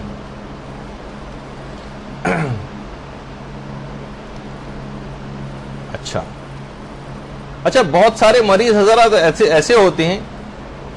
کہ اگر ان کا مرض طول کھینچ کر اگلے رمضان تک چلتا رہے، ان کا مرض طول کھینچ کر اگلے رمضان تک چلتا رہا، تو اسے صحیح آپ کو پتا ہے کہ اس کو بہرحال فدیہ تو دینا ہوگا، لیکن کیا بعد میں اس کی قضا بھی کرنا ہوگی اس روزے کی؟ نہیں، اگر یہ رمضان اگلے سال کے رمضان تک اس کا یہ مرض چلتا رہا تو اس کو پھر اس روزے کی قضا نہیں کرنا، صرف اور صرف فدیہ دے دے گا، قضا کوئی نہیں۔ اچھا، بہت سے لوگ یہ بھی کہتے ہیں کہ اگر روزہ رکھنے سے ہمارے سر میں بڑا شدید درد ہونے لگتا ہے، روزہ رکھنے سے سر میں شدید درد ہو جاتا ہے، تو اول تو دیکھیں گے اس وقت ہوتا ہے۔ اچھا، میں یہ بات بتا دوں اس میں کہ اگر کوئی ایسے افراد ہوں تو اگر سحری میں ہی کوئی ایک دوا پین کلر وغیرہ لے لیں، پیناڈول، پوسٹان وغیرہ، جبکہ عام طور پر کوئی اور ایسی بیماری نہ ہو جس میں یہ چیزیں منع ہو اس کے لیے، تو وہ دن اس کے لیے اس کا روزہ آرام سے گزر جائے گا۔ تو روزہ رکھتے ہی اگر کسی شخص کے سر میں درد ہونے لگے تو بہت سے لوگ پوچھتے ہیں کہ ہم پر سے روزہ معاف ہو جائے گا؟ تو دیکھیے، اگر کوئی دوا کے ذریعے یا سونے کی وجہ سے یا کسی دبانے کی وجہ سے اگر ہم اپنے سر کو دبوا لیں یا دبا لیں اور یہ سر درد ہمارے لیے قابل تحمل ہو جائے تو روزہ رکھنا ویسے ہی واجب رہے گا۔ ہاں، اگر ناقابل تحمل ہو جائے تو پھر ظاہر بیمار کی کیٹیگری میں آ جائیں گے، پھر تو وہ تو آپ نے سنا ہے کہ بیمار کو بعد رمضان جو ہے اس کی قضا کرنی پڑے گی، اور اس کے بعد پھر جو ہے اگر وہ اگلے رمضان تک اس نے نہیں کیا تو پھر فدیے کا مسئلہ آئے گا۔ بہرحال ان طریقہ کار سے اگر وہ قابل تحمل ہو جاتا ہے، دبانے سے، سر میں مالش کرنے سے، یا مثلا سونے سے، یا دوا اگر ہم سحری میں کوئی پہلے سے لے لیں، اس کسی بھی طریقہ کار سے قابل تحمل ہو جاتا ہے تو پھر روزہ نہیں چھوڑ سکتے۔ ہاں، ناقابل برداشت ہو جائے تو پھر ظاہر ہے ایک الگ کیٹیگری ہو جائے گی جسے بیمار کی کیٹیگری کہا جاتا ہے۔ اچھا، اب ایک پچھلی دفعہ ایک بات بیان ہوئی تھی کہ وہ بوڑھے افراد جو رمضان کے بعد روزہ رکھنے پر قادر ہو جائیں، تو میں نے ایک عمومی سا ایک مسئلہ اس میں بیان کیا تھا کہ احتیاط واجب کے طور پر اکثر علماء یہ کہتے ہیں کہ جو بڑھاپے کی وجہ سے روزہ نہ رکھ سکے، اگر رمضان کے بعد اس میں اتنی طاقت پیدا ہو جائے کہ وہ روزہ رکھے، تو کچھ علماء یہ کہتے ہیں کہ احتیاط واجب کی بنا پر ان افراد کو، ان بوڑھے افراد کو ان روزوں کی قضا کرنا پڑے گی، ان بوڑھے افراد کو ان روزوں کی قضا کرنا پڑے گی اگر رمضان کے بعد اتنی طاقت پیدا ہو جاتی ہے کہ روزہ رکھ سکیں، کیونکہ مشقت کے ساتھ یہ تو رمضان میں بھی رکھ پا رہے تھے، بعد میں انہوں نے ایسی دوائیں استعمال کی، ایک غذائیت ایسی استعمال کی، اس قابل محسوس کرنے لگے کہ ہاں اب تو میں بالکل ٹھیک ہوں۔ تو میں نے ایک پہلو یہ بتایا تھا، البتہ آقا سیستانی اور آقا خوئی یہ فرماتے ہیں کہ احتیاط مستحب ہے کہ ان روزوں کی قضا کریں، یعنی وہ چاہیں تو یہ روزے چھوڑ بھی سکتے ہیں، ثواب ملے گا کہ اگر رکھ لیں، لیکن واجب نہیں ہوگا ان دو مجتہدین کے فتوے میں۔ اچھا، ایک یہ بھی سوال پیدا ہوتا ہے کہ بہت سے بوڑھے جو ہیں وہ روزے دار ہونے کے باوجود مشقت اٹھا کر روزہ رکھ لیتے، تو ان کے اوپر تو بھائی جب مشقت تھی تو تمہارے لیے تو روزہ معاف تھا، لیکن پھر بھی انہوں نے مشقت اٹھا کے، شدید مشقت اٹھا کے روزہ رکھ لیا، روزہ انہوں نے مشقت کے باوجود رکھ لیا، تو کیا ان کا روزہ بہرحال صحیح شمار ہو جائے گا یا نہیں ہوگا؟ یا یہ کہ بھائی جب تم پر معاف تھا تو تم نے کیوں رکھا؟ جیسے سفر میں روزہ معاف ہے لیکن کوئی زبردستی رکھ لے تو گناہگار بھی ہو جاتا ہے، حرام ہے اس کے لیے، وہ روزہ کاؤنٹ بھی نہیں ہوگا اس کا۔ لیکن یہاں پر یہ مسئلہ ہے کہ وہ بوڑھے افراد جو مشقت اٹھانے کے باوجود روزہ رکھ رہے ہیں اور اسے پورا کر رہے ہیں، جبکہ سہولت تھی ان کو کہ روزہ چھوڑ سکتے تھے، اگر انہوں نے بہرحال رکھ لیا تو ان کا روزہ صحیح شمار ہو جائے گا، ان کا روزہ صحیح شمار ہو جائے گا، کوئی مسئلہ نہیں ہے، روزہ بالکل صحیح۔ اچھا، اب اس کے بعد ایک مسئلہ اور آتا ہے کہ بہت سارے افراد یہ کہتے ہیں کہ بھائی ہمیں تو پتہ ہی نہیں تھا کہ اس مسئلے کی خلاف ورزی سے ہمیں یہ نہیں پتا تھا کہ کفارہ بھی آتا ہے، یہ تو پتا تھا کہ روزہ توڑنے والا عمل ہے، لیکن کیا جاہل کفارہ کو کفارہ معاف ہوتا ہے؟ جس کو پتہ ہی نہ ہو کہ اس سے تو مجھ پہ کفارہ لازم آ گیا تھا، 60 روزے مجھے رکھنا پڑ رہے ہیں، تو اس کا جواب یہ کہ جاہل کفارہ کو کفارہ معاف نہیں ہوتا۔ یہ اس صورت میں ہوتا ہے کہ اگر کسی چیز کے مفطر ہونے کو ہی نہ جانتا ہو، البتہ اس میں بھی کچھ ایکسیپشنز ہیں، کچھ مستثنیات ہیں، کہ مثلا اس کو یہی نہ پتا ہو کہ اس چیز سے روزہ ٹوٹ جاتا ہے، وہاں پہ کچھ سہولت ہے، لیکن جاہل کفارہ کو معافی نہیں، کہ بھائی اس کو یہ پتا نہیں تھا کہ اس پہ کفارہ، اگر اس کو پتا ہوتا کہ اس پہ کفارہ لازم آتا ہے تو یہ توڑتا نہیں اس کو، نہیں، جاہل کفارہ کو معافی نہیں ہے۔ اگر کسی شخص کو یہ نہ پتا ہو کہ اس مسئلے میں کفارہ لازم آتا ہے یا نہیں، تب بھی کفارہ اس کے اوپر آ جائے گی، بس وہ کسی چیز کے اگر مفطر ہونے کو نہ جانتا ہو کہ چیز روزہ توڑنے والی ہے تو اس میں کچھ سہولت ملتی۔ اچھا، پھر ایک مسئلہ ہے کہ روزے کے ثواب کو بہت سارے اعمال، چیزیں ثواب کو کم کر دیتے، انہیں مکروہات روزہ کہا جاتا ہے۔ اکثر آپ نے دیکھا ہوگا کہ رمضان میں بلڈ کیمپ وغیرہ بھی مختلف جگہوں پہ لگے ہوتے ہیں، تو رمضان میں ہر وہ کام کرنا کہ جس سے جسم میں کمزوری ہو، اگر کسی کو بہرحال کمزوری نہیں ہو رہی تو وہ دے سکتا ہے، لیکن عام طور پر اگر کسی کو اس سے کمزوری ہو رہی ہے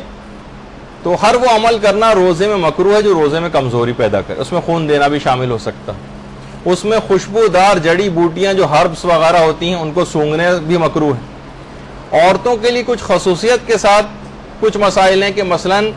باتھ ٹب میں پانی بھر کے اگر عورت اس کے اندر جا کر بیٹھے تو اس کے لیے مکروہ ہے، روزے کا ثواب کم ہو جائے گا۔ اگر کوئی شخص، کسی شخص کو بہت زیادہ گرمی لگ رہی ہے اور وہ اپنے لباس کو پانی سے تر کر رہا ہے ٹھنڈا کرنے کے لیے اپنے آپ کو، تو یہ عمل اس کا مکروہ ہے۔ اپنے پہنے ہوئے لباس کو تر کرنا، جو اس نے پہن رکھا ہے اس پہ وہ پانی ڈال کے تر کر رہا ہے ٹھنڈک پیدا کرنے کے لیے، یہ عمل مکروہ ہے اور اس کے روزے کے ثواب کو کم کرے گا۔ اسی طرح سے روزے میں مثلا کلیاں کرنا، منہ میں ٹھنڈک پہنچانے کے لیے کلیاں جو کی جاتی ہیں، وہ عمل مکروہ ہے۔ اسی طرح سے روزے میں دانت نکلوانا یا ہر وہ کام کرنا جس سے روزے دار کے منہ سے خون نکلنے لگے، یہ عمل روزے کے ثواب کو کم کرتا ہے۔ یا آنکھ اور ناک میں اس طرح سے دوا ڈالنا کہ جس کا حلق تک ذائقہ پہنچ رہا ہو، یہ عمل مکروہ ہے۔ ہاں، اگر باقاعدہ، میں نے پچھلی دفعہ بھی بتایا تھا، ناک میں اس طرح سے ڈراپس جیسے عام طور پہ لیٹ کے ڈالے جاتے ہیں، جو ڈراپس کی شکل میں ہوتے ہیں، وہ تو نہیں ڈالے جائیں، ہاں البتہ اسپرے کی شکل میں اس کی اجازت جو ہے وہ مل جاتی۔ تو بہرحال بہت ساری چیزیں ایسی ہیں، اور بھی بہت بڑی لسٹ ہے، توضیح مسائل میں آپ جا کر دیکھ سکتی ہیں کہ مکروہات روزہ کون کون سے، لیکن عام طور پر جو معاشرے کے اندر پیش آنے والے ہیں چیزیں ہیں ان میں اپنے ثواب کو کم نہ کیا جائے۔ اچھا، اب ایک چیز یہ بھی ہوتی ہے، اگر کوئی روزہ توڑنے کے بعد کئی دفعہ، اس میں عین کے بعد ہے بھی لگائی، کئی مرتبہ کھانا کھا لے،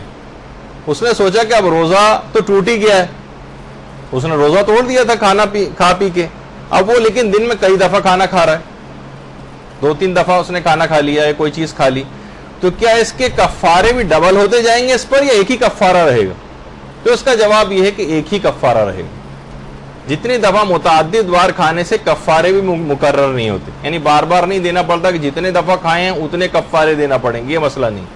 بس روزہ اس کا ٹوٹ گیا، ایک روزے کے بدلے وہی 60 روزے یا 60 مسکینوں کو کھانا کھلانے والا مسئلہ وہ اپنی جگہ رہے گا، لیکن متعدد بار کھانے سے کفارے مقرر نہیں ہوتے. یہ بھی ایک دماغ میں لوگوں کے ایک سوال آتا ہے. اچھا، ایک سوال یہ بھی ہے کہ قضا روزے تو اگلے رمضان سے پہلے پہلے رکھ لینے چاہیے، کیا کفارے کے جو روزے ہیں یہ بھی اگلے رمضان سے پہلے رکھنے ضروری ہیں یا نہیں؟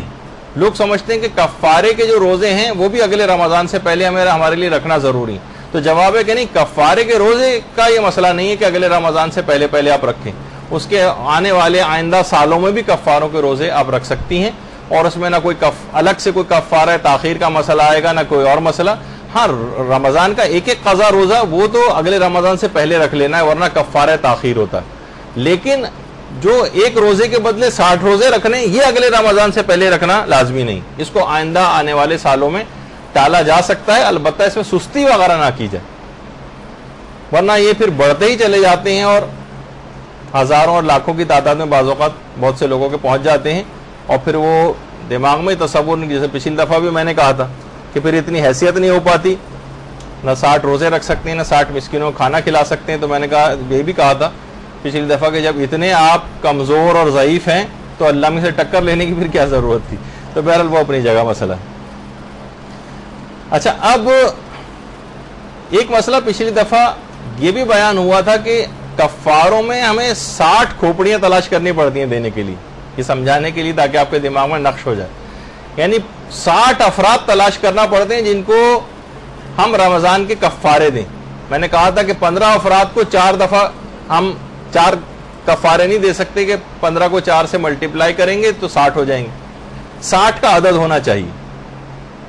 اچھا، یہ تو ایک روزے کے بدلے 60 ہو گئے. کیا مثلا ایک روزے کا ہم نے تو کئی روزے قضا کیے تھے، اس طرح سے کئی روزے توڑے تھے مثلا اس طرح سے،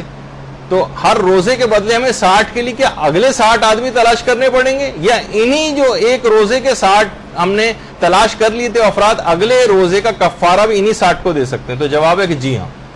یہ آپ کو بس ایک ہی دفعہ 60 کا عدد تلاش کرنا ہے، ہر روزے کے بدلے الگ الگ 60 آدمیوں کو نہیں تلاش کرنا. اب اگلے روزے کا کفارہ پھر انہی 60 کو دے سکتے ہیں، تیسرے روزے کا کفارہ وہ بھی انہی 60 کو دے سکتے ہیں، چوتھے روزے کا کفارہ وہ بھی انہی 60 کو دے سکتے ہیں. ہاں، البتہ یہ عدد کم نہیں ہونا چاہیے، وہ تو اپنی جگہ پہ بات آ گئی تھی. اچھا، پھر اس کے بعد ایک مسئلہ ہے کہ باپ کے انتقال کے بعد بڑے بیٹے پر باپ کے نماز اور روزوں کی قضا کرنا ضروری ہوتا ہے. یہ ایک فقہی مسئلہ ہے جو اس سے پہلے بھی کئی دفعہ بیان ہو چکا ہے.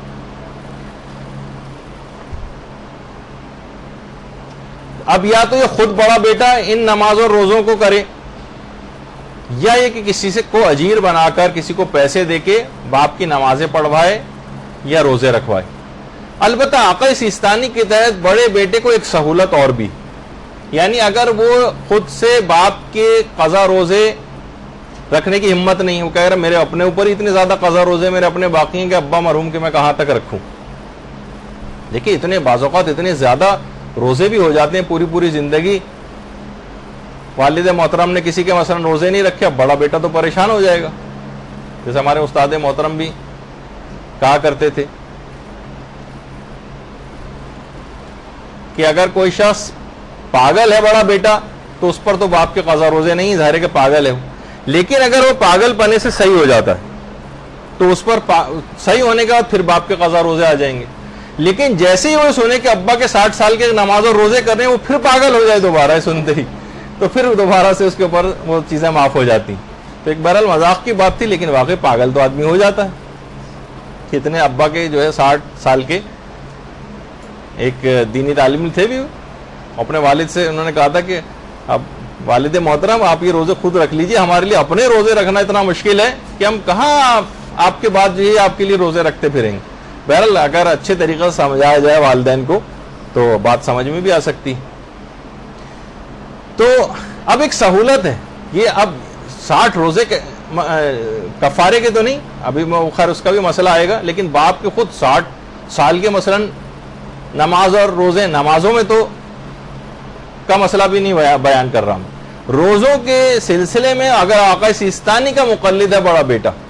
تو اس کو ایک سہولت، وہ سہولت یہ کہ ہر دن کے بدلے جو باپ نے روزہ قضا کیا ہے، ہر دن کے بدلے، ہر روز کے بدلے ایک مد فقیر کو دے، یعنی 3 پاؤ آٹا کسی بھی فقیر کو ایک روزے کے بدلے باپ کا فی روزہ 3 پاؤ آٹا اس طرح سے کر کے سمجھیں کہ تقریباً 25-30 کلو ایک سال کا اس نے دے دیا، تو باپ کے 1 سال کے روزے ادا ہو گئے اس پر سے، یعنی باپ پھر اس کو خود سے روزے رکھنے کی کسی سے رکھوانے کی ضرورت نہیں، بہت سستے میں چھوٹ جائے گا، یعنی آقا سیستانی کے مقلد بڑے بیٹے کو فقط یہ سہولت۔ لیکن جو اور مجتہدین ہیں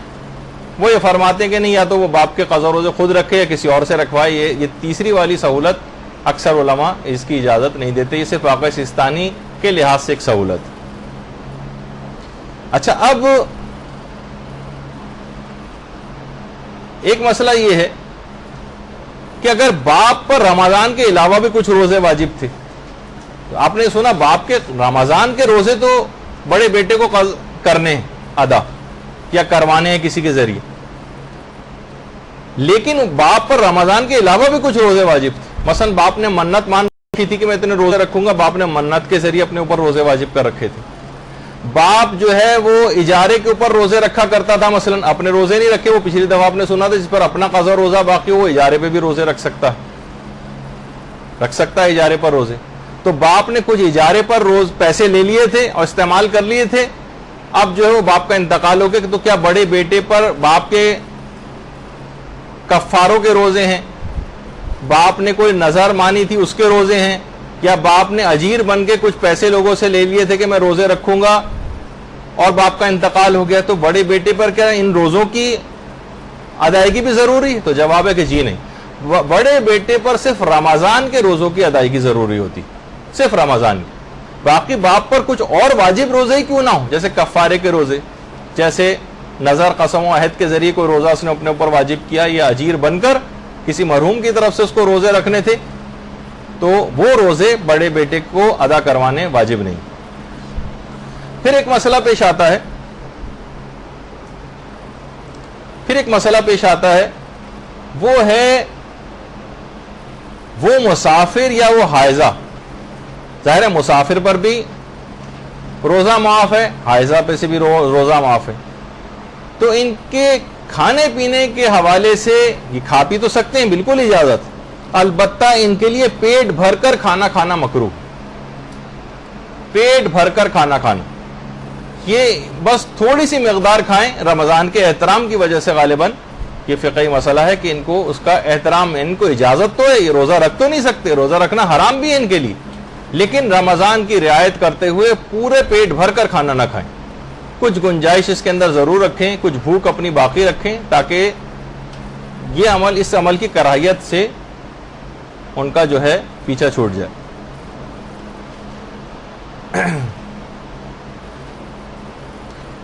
اچھا، اب ایک مسئلہ حاملہ اور مرضیہ، اچھا یہ مرضی یہاں پہ اسپیلنگ مسٹیک ہو گئی ہے،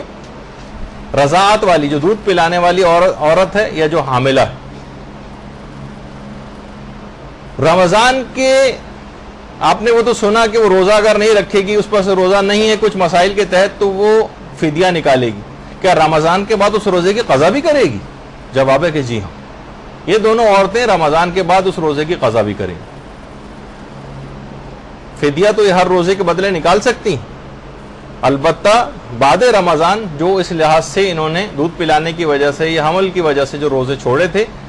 ان کی قضا بھی کریں گے۔ یہ ایک مسئلہ ہوا۔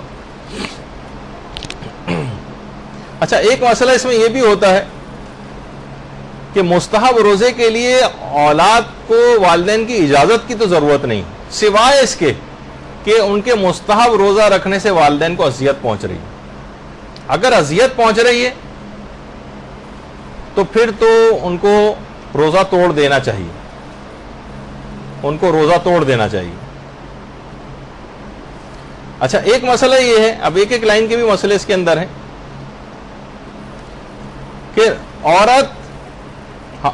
جو ہے اپنے مخصوص ایام کے عالم میں چل رہی تھی، لیکن کسی رمضان کے دن وہ درمیان میں ہی کسی جگہ پہ وہ پاک ہو جاتی،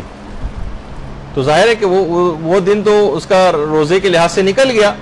لیکن اس کے لیے مستحب ہے کہ وہ دن جب وہ پاک ہو گئی ہے، اب ان اوقات میں وہ ان تمام کاموں سے پرہیز کرے جو کہ روزے میں جن کو کرنے کی ممانعت ہوتی، اس کو زیادہ ثواب ملے گا۔ مستحب ہے اس کے لیے کہ اگرچہ ظاہر ہے کہ وہ کھا پی رہی تھی اس سے پہلے، لیکن جیسے ہی وہ پاک ہو گئی اس کو پھر تقریباً روزے جیسی حالت میں اپنے آپ کو لے آئے، اس کے لیے ثواب میں واجب نہیں ہے، اس کے لیے کھا پی بھی سکتی ہے اور سب امور انجام دے سکتی ہے پاک ہونے کے بعد، لیکن بہرحال یہ کہ رمضان کے احترام کی وجہ سے بھی کہ مستحب ہے اس کے لیے کہ اپنے آپ کو ان تمام چیزوں سے بچائے کہ جو کہ روزے کے برخلاف جاتی ہیں، روزے میں جن کو امور کو انجام دینے کی اجازت نہیں ہے، ان تمام چیزوں سے اپنے آپ کو بچائے۔ اچھا اب جس دن انسان کو سفر کرنا ہوتا ہے اس دن زیادہ تر افراد ایک بہت بڑی غلطی کرتے ہیں۔ مثلا ان کو صبح 9 بجے کی ان کی فلائٹ ہے، جانا ہے، 10 بجے کی فلائٹ ہے، 11 بجے کی فلائٹ ہے، انہیں پتہ ہے کہ کل تو میں مسافر ہو ہی جانا ہے، تو وہ اس دن روزہ صبح سے ہی نہیں رکھتے، نیت ہی نہیں کرتے روزے کی۔ یہ غلطی بہت بڑی غلطی ہے۔ جس دن ان کو سفر کرنا ہے اس دن باقاعدہ ان کو جس طریقے سے عام دنوں میں روزے کی نیت کرنا ہوتی وہ سب کریں۔ ہاں جب وہ جہاز اڑ جائے اور حد ترخص سے باہر نکل جائے، مثلا کراچی سے باہر نکل گیا، تو پھر ان کا روزہ خود بخود ختم ہو جائے گا، لیکن وہ یہ نہیں کر سکتے بھائی اگلے دن تو مجھے روزہ رکھنا ہی ہے، اگلے دن مجھے سفر کرنا ہی ہے، تو جب سفر کرنا ہی ہے تو میں پھر اس دن روزہ جو ہے وہ کیوں رکھوں صبح سے؟ نہیں، بعض اوقات دیکھیے ہوتا یہ ہے کہ ہو سکتا ہے کہ فلائٹ ڈیلے ہو جائے اس کی اور وہ پھر ظہر کے بعد یہاں سے نکلے تو اس کو روزہ کنٹینیو کرنا پڑے گا۔ بعض اوقات ہو سکتا ہے فلائٹ کینسل ہو جائے، رستے بلاک ہو جائیں، جا ہی نہ سکے، تو بلا وجہ اس نے اپنے روزہ چھوڑا۔ تو ایسے افراد یہ غلطی ہرگز نہ کریں کہ وہ اس دن صبح سے ہی روزہ نہ رکھیں، نہیں، روزہ کی ان کو نیت کرنی ہے، اور روزے کی نیت کرنے کے بعد پھر جب وہ ظہر سے پہلے جب نکل جائیں گے یہاں سے تو پھر ان کا روزہ خود بخود قصر ہو جائے گا۔ تو یہ غلطی نہ کیجئے کہ صبح ہی سے روزہ نہیں رکھا جائے، ہاں سحری کریں نہ کریں وہ ان کی مرضی، لیکن روزے کی نیت ضروری۔ اچھا ایک تو چیز یہ ہو گئی۔ بہرحال روزہ اگر کسی کو بچانا ہے تو پھر ظہر کے بعد سفر کرے، اور وہ بھی ہے کہ اگر مسافر اپنے وطن ظہر سے پہلے پہنچ جاتا ہے اور کوئی اس دوران اس نے کوئی روزہ توڑنے والا عمل بھی انجام نہ دیا ہو تو پھر اس کو اپنے روزے کو مکمل کرنا ہوتا۔ اچھا اب ایک سوال یہ بھی ہے، بہت سے سارے افراد یہ بھی پوچھتے ہیں کہ ہمیں کفارے اپنے دینے، کیا کوئی غیر سید کسی سید کو اپنا کفارہ دے سکتا ہے؟ عام طور پہ یہ ہوتا ہے کہ جیسے غیر سید کو فطرہ نہیں دے سکتا، وہ فطرے کے احکام بالکل آخری کلاس میں آئیں گے، فطرے کے احکام آئیں گے، چاند کے احکام آئیں گے، روزہ عید کے کچھ باتیں بیان ہوں گی، وہ سب سے آخری لیکچر میں ہوں گی کیونکہ وہ بالکل اس سے قریب ہوگا ہمارے عید سے۔ لیکن کفاروں کا مسئلہ ہے کہ کیا کوئی غیر سید اپنے کفارے کسی سید کو دے سکتا ہے؟ جواب ہے کہ سارے مراجع اس بات کے قائل ہیں کہ جی ہاں، غیر سید اپنے روزوں کے کفارے یہ کسی سید کو دے سکتا، مگر صرف بہتر ہے کہ غیر سید کسی سید کو کفارہ نہ دے، بہتر ہے، لیکن واجب وغیرہ نہیں۔ آپ چاہیں تو جو افراد بھی غیر سید ہیں وہ کسی سید کو بھی اپنے کفارے دے سکتے، اس میں کوئی مسئلہ نہیں، فطرے وغیرہ کا مسئلہ ہے وہ آگے چل کے بیان ہوگا۔ اچھا بڑے بیٹے پر باپ کے علاوہ اگر اپنے روزے بھی قضا ہوں، ابھی آپ نے سنا کہ بڑے بیٹے کو باپ کے قضا روزے رکھنا ہوتے ہیں، لیکن اس کے اپنے روزے بھی قضا ہیں، تو کس کے روزے مقدم؟ پہلے اپنے سارے روزے اتارے پھر باپ کے اتارے، یا اس کو اجازت ہے کہ نہیں باپ کے پہلے اتار دے اپنے بعد میں رکھتا رہے؟ تو جواب ہے اس کو دونوں طرح سے اجازت ہے، اس میں کوئی تقدم اور تاخر نہیں، چیز چاہے پہلے اپنے اتار دے یا کچھ اپنے رکھ لے، کچھ باپ کے رکھ لے، پھر اپنے رکھے، کچھ باپ کے رکھ لے، چاہے سارے پہلے اپنے رکھے باپ کے آخر میں رکھے، چاہے باپ کے پہلے اتار دے چاہے اپنے آخر میں رکھے، یعنی ہر طرح سے اجازت ہے اس کو، اس میں کوئی بھی یہ نہیں کہ پہلے یہ کرے اور وہ بعد میں کرے، نہیں، ایسا کچھ نہیں۔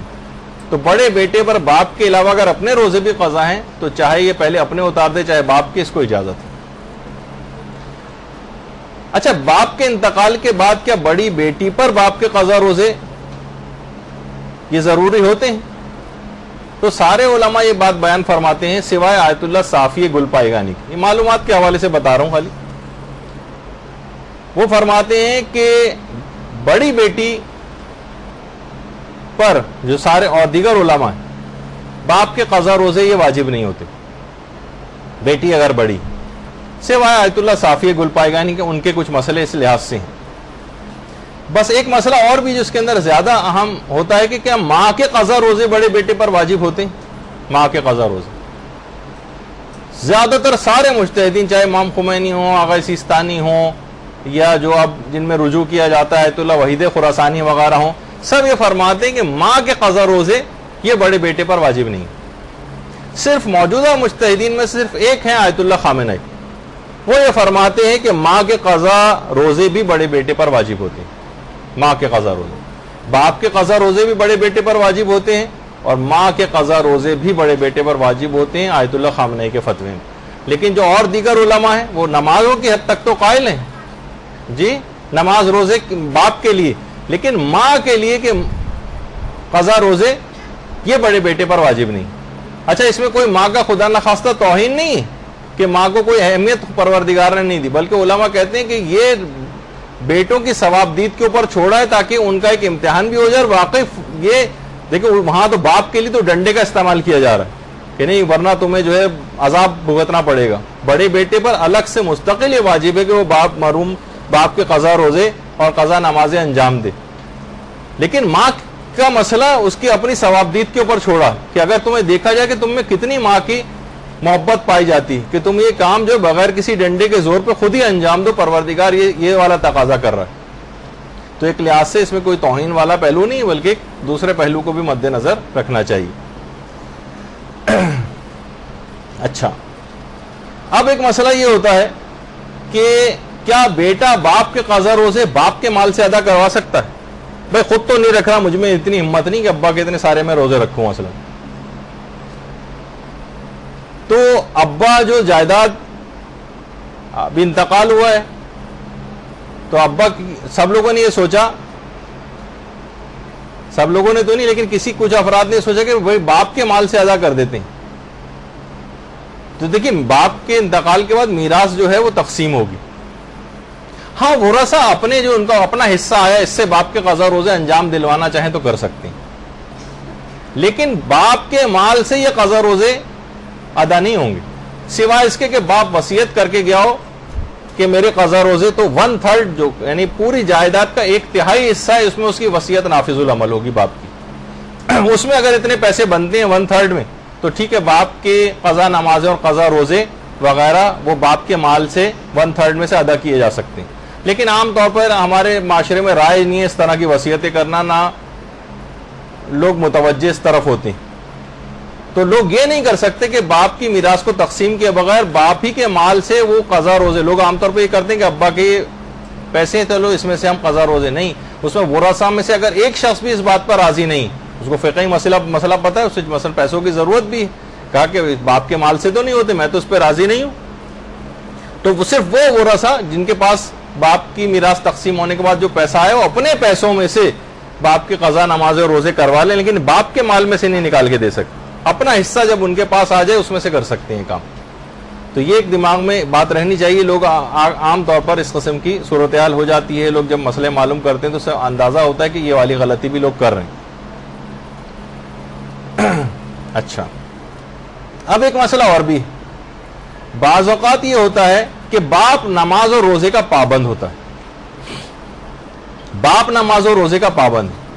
اب یہ پتہ نہیں چلتا کہ یہ باپ کے کچھ قضا روزے تھے بھی یا نہیں، تو کیا کوئی ایک تعداد کو معین کر کے بچہ جو بڑا بیٹا ہے وہ کوئی خود ہی فرض کرے کہ ابا کے غالباً 30-40 روزے تو قضا ہو گئے ہوں گے، اس کو کچھ یاد نہیں آ رہا لیکن باپ عام طور پہ نماز و روزہ انجام دیتا تھا، تو اس کا جواب یہ ہے کہ نہیں، بڑے بیٹے پر کچھ بھی واجب نہیں۔ اگر شک ہو کہ باپ نے کوئی نماز روزہ قضا اس کے باقی بھی ہیں یا نہیں تو اس پر کچھ واجب نہیں، اور انشاءاللہ باپ کی بھی اگر ایسا پابند تھا اور کچھ روزے اگر ہوں گے بھی بعد یعنی کبھی قیامت میں جا کے پتہ چلا تو انشاءاللہ وہ معاف ہو جائیں گے. لیکن اگر کوئی شک ہے کسی کو کہ مرحوم باپ کے کچھ نماز اور روزے قضا تھے بھی یا نہیں تھے تو بڑے بیٹے پر کوئی چیز واجب نہیں ہے اور کوئی ذمہ داری اس کی نہیں. ہاں ایک مسئلہ وہ پیش آتا ہے کہ مسئلہ جہاں پر علماء میں اختلاف ہو گیا کہ باپ نے اگر نافرمانی خدا کرتے ہوئے روزے نہیں رکھے تھے. ایک تو یہ کہ باپ مثلا بیمار پڑ گیا تھا روزے نہیں رکھے، کوئی سفر درپیش ہو گیا تھا روزے نہیں رکھے، عذر شرعی تھا کوئی کہ روزے نہیں رکھے، ان کی تو قضا کروانا پڑتی ہے بہت سے حالات میں. لیکن باپ نے نافرمانی خدا کرتے ہوئے روزے نہیں رکھے تو اب کیا یہ والے یعنی باپ بالکل لاپرواہ تھا، ساری زندگی ایسی گزار کر چلا گیا، تو کیا یہ بھی بڑے بیٹے کی ذمہ داری ہے؟ تو آقا سیستانی، امام خمینی اور آیت اللہ خامنئی یہ بات بیان فرماتے ہیں، تینوں آقا سیستانی، امام خمینی اور رہبر معظم، یہ تینوں یہ بات بیان فرماتے ہیں کہ باپ نے جو نافرمانیاں خدا کرتے ہوئے روزے چھوڑے ان کی قضا بڑے بیٹے پر واجب نہیں ہے واجب. ٹھیک ہے وہ اس کے باوجود بھی رکھوانا چاہے اپنے باپ سے، ظاہر ہے اس کو ہمدردی ہے. ابھی ہم بہت سارے اخلاقیات والے پہلو ڈسکس نہیں کر رہے، لیکن واقعی اس وقت باپ کو بہت زیادہ ضرورت ہوگی. لڑکا صرف یہ سوچتے ہوئے کہ بھائی مجھ پر تو واجب نہیں ہے، جبکہ باپ جو ہے وہاں پر کتنے عذابوں کا شکار ہو رہا ہوگا، اس کو ان کا بھی خیال، باپ کا خیال کرنا چاہیے بہرحال. لیکن بہرحال واجب اس کے اوپر کوئی نہیں. صرف آقا خود تھے جو یہ بات فرماتے تھے کہ احتیاط واجب کے طور پر بڑے بیٹے پر ان روزوں کی نماز اور روزوں کی قضا بھی ضروری ہے کہ جو باپ نے نافرمانی خدا کرتے ہوئے لاپرواہی میں چھوڑے تھے. آقا کوئی وہ بھی احتیاط واجب لگائی تھی، اگر رجوع والا مسئلہ ہو تو اس کے تحت بھی کوئی حل نکالا جا سکتا ہے کہ ان کے اوپر بھی وہ روزے نہ ہو، کیونکہ روزوں کے اصل میں اتنی پوری باپ ایسی زندگی گزار کر چلا گیا، نافرمانی کرتے ہوئے روزے نہیں رکھے، 50 60 70 سال کے روزے باپ کس طرح سے سر پر موجود، تو اولاد بھی گھبرا جاتی ہے اور کوئی اسکیپ، کوئی اپنی ذمہ داری کے لحاظ سے بچنے کا ایک وہ بھی تو بہرحال وہ فقہی مسئلہ آپ کے سامنے آ گیا کہ اکثر مراجع تو اس کو نہیں، اس بات کو نہیں مانتے کہ نافرمانی خدا کرتے ہوئے روزے چھوڑیں تو ان کی قضا کرنی واجب نہیں. ہاں ویسے کروا دیں تو اچھی بات. اچھا اب کسی کو ہاں تو یہ تو ابھی آ گیا کہ کیا بڑا بیٹا ان کی قضا بھی کرے گا، تو آیت اللہ خوف سے فرماتے تھے کہ قضا کرے گا، لیکن اور مراجع کہتے ہیں کہ نہیں ان کی قضا نہیں. اچھا بہت سارے افراد ایسے ہیں کہ وہ کبھی انہوں نے روزے رکھے، بعض اوقات یاد نہیں آ رہا کہ کچھ روزے ہم سے شاید چھوٹ گئے تھے، کچھ روزے ہم پر، ویسے تو اب تو اطمینان محسوس ہو رہا ہے کہ نہیں کوئی قضا روزہ ہے تو نہیں ہم پر، لیکن ہو سکتا ہے کوئی روزہ اس طرح سے چھوٹ گیا ہو. بہت ابتدائی جب ہم بلوغ میں جب بالغ ہوئے تھے اس زمانے کو کوئی روزہ ہم سے لاپرواہی کی وجہ سے چھوٹ گیا ہو، تو کیا معافی الذمہ کی نیت سے قضا روزے رکھے جاتے ہیں کہ جو بھی ہم پر روزہ باقی ہو وہ اتر جائے؟ تو جواب ہے کہ جی ہاں، معافی الذمہ کی نیت سے بھی قضا روزے رکھے جا سکتے ہیں.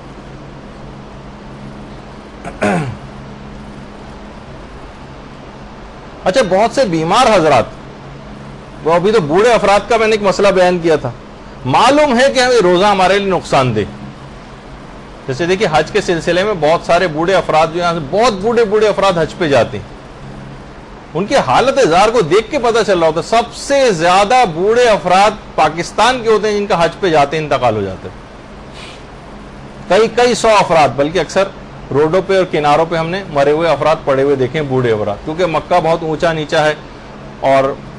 چڑھائی پہ چڑھ رہے ہوتے ہیں، بعض اوقات تو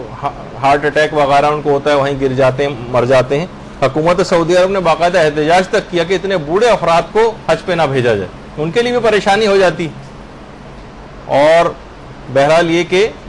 پھر ان کی میت کو لانا اور ایک عجیب پریشانی کا شکار، تو ان کے لیے حرام ہوتا ہے حج پہ جانا، حرام. لیکن وہ کہتا ہے کہ نہیں بھائی میں تو، میری لیے سعادت کی بات ہے کہ اگر میں مروں بھی تو کعبے اور مکے اور مدینے میں جا کر مر جاؤں. نہیں، وہ خودکشی ہو جائے گی، وہ ہلاکت ہو جائے گی. آپ پر حرام ہے حج کے لیے جانا، اپنی جان کو بچائیں اور یہیں پر رہیں.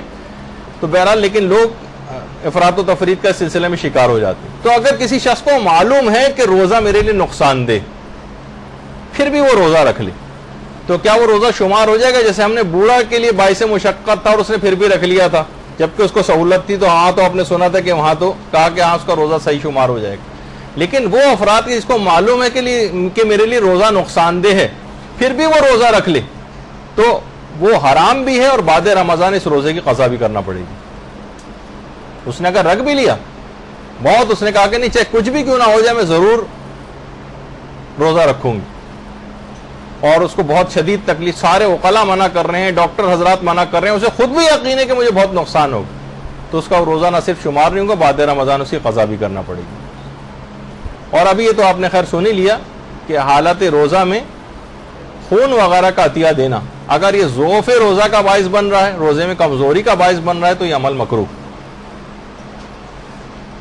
بہت سے افراد یہ پوچھتے ہیں کہ روزے کی حالت میں دانتوں کے ٹریٹمنٹ کروانے کے لیے کیا کسی ڈینٹسٹ کے پاس جانے کی اجازت ہے؟ تو جواب ہے کہ جی ہاں, بس جو بھی کوئی چیز اس طرح سے منہ میں وہ ڈال رہا ہے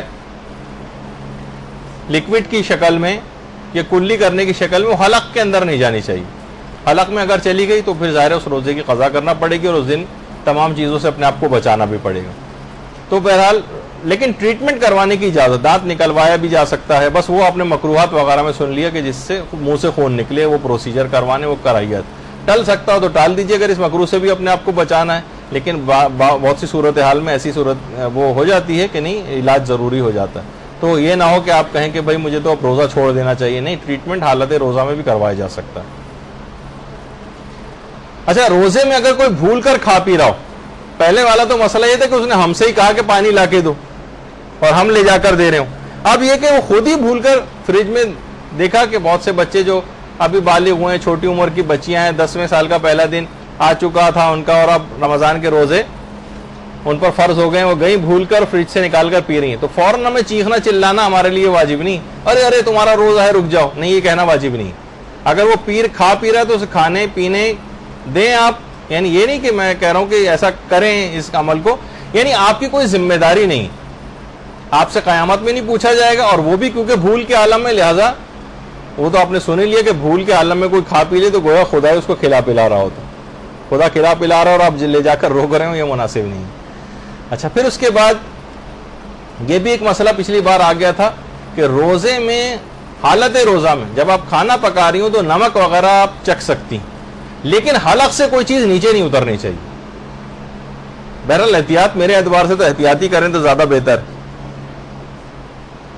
خود کیونکہ ویسے تو آپ خود اگر کھانا پکا رہی ہیں اور آپ کو پتا ہے کہ میں کیسے کھانا پکا رہی ہوں, اکثر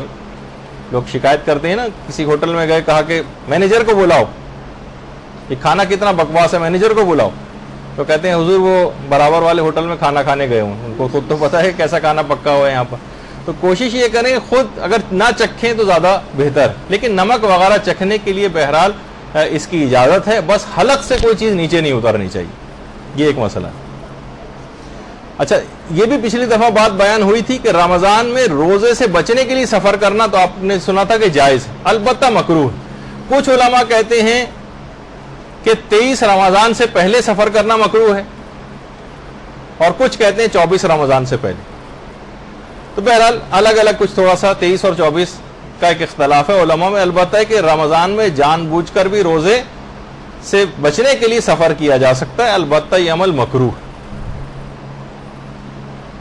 اچھا, اب یہ ایک مسئلہ ہوتا ہے کہ ویسے تو مستحب یہی کام ہے کہ سب سے پہلے آپ نماز پڑھیں اور اس کے بعد افطار کریں, یہ مستحب, زیادہ ثواب آپ کو ملے گا کہ پہلے نماز ہو پھر افطار. لیکن امام نے فرمایا کہ اگر کچھ لوگ تمہارا انتظار کر رہے ہیں, کچھ لوگ تمہارا انتظار کر رہے ہوں تو پھر افطار پہلے کر لو اور نماز بعد میں پڑھو. تو بہرحال یہ ایک دماغ میں چیز رہے کہ اگر عام طور پہ ہوتا ہے یہ کچھ لوگ اگر کوئی انتظار کوئی نہیں کر رہا, سب اپنا لگے ہوئے ہیں, تو پھر تو آپ جو ہے پہلے نماز ہی پڑھیں پھر افطار کریں. لیکن کچھ لوگ آپ کی وجہ سے افطار پہ انتظار کر رہے ہیں آپ کا, تو پھر آپ پہلے افطار کر لیں, اس کے بعد جا کر نماز پڑھیں. جی ہاں, مغرب عشاء دونوں. اچھا, اسی طرح سے روزے کی حالت میں بہت سارے ٹیسٹ ایسے ہوتے ہیں, کچھ تو وہ بلڈ ٹیسٹ ہوتے ہیں, وہ تو آپ نے پچھلی دفعہ سونے لیے تھے,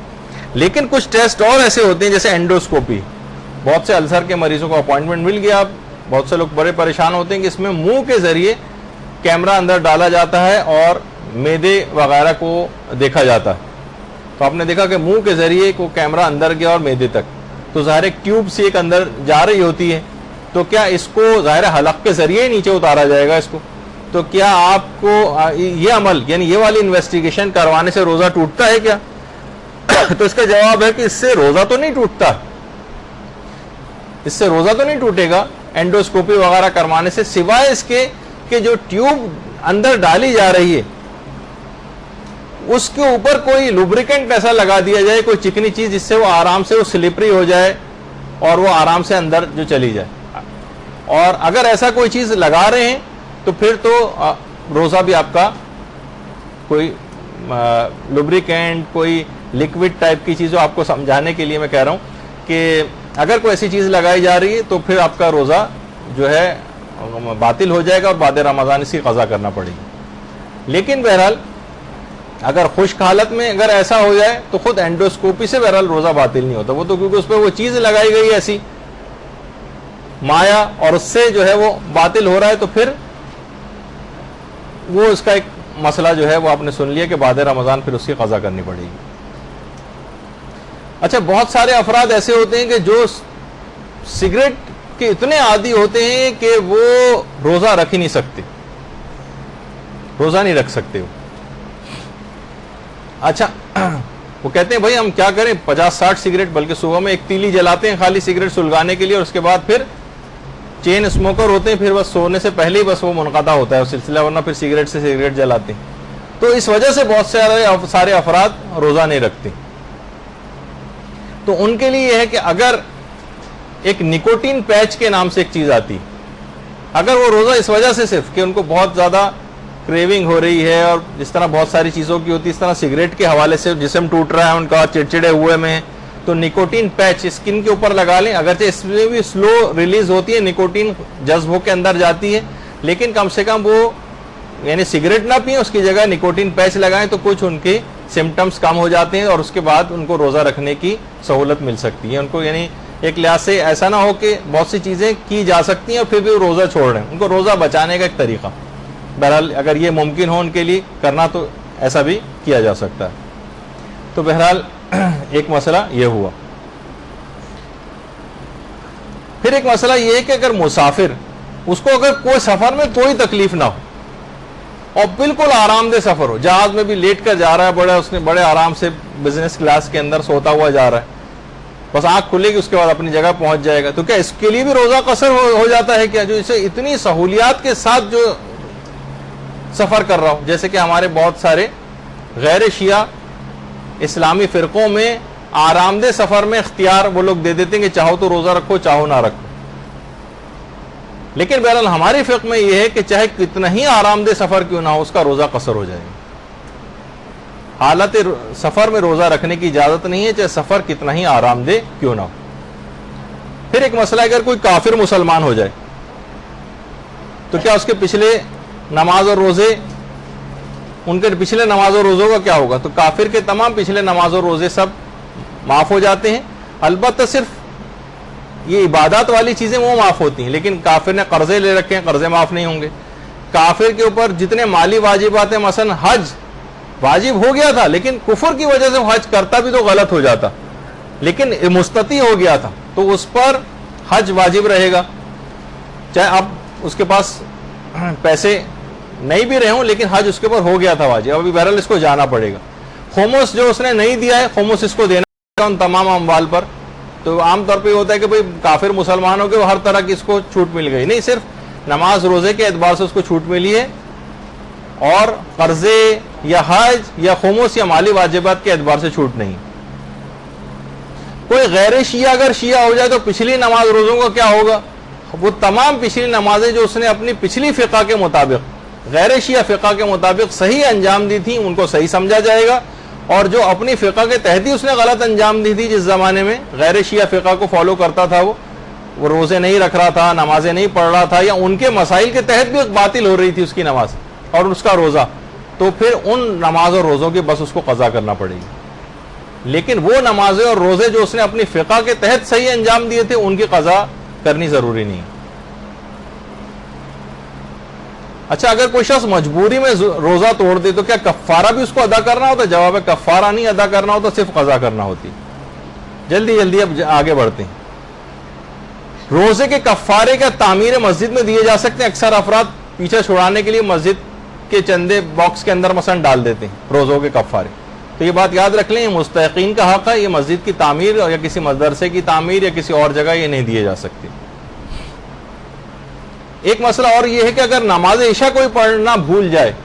تو روزے کے لحاظ سے ایک مستحب حکم ہے،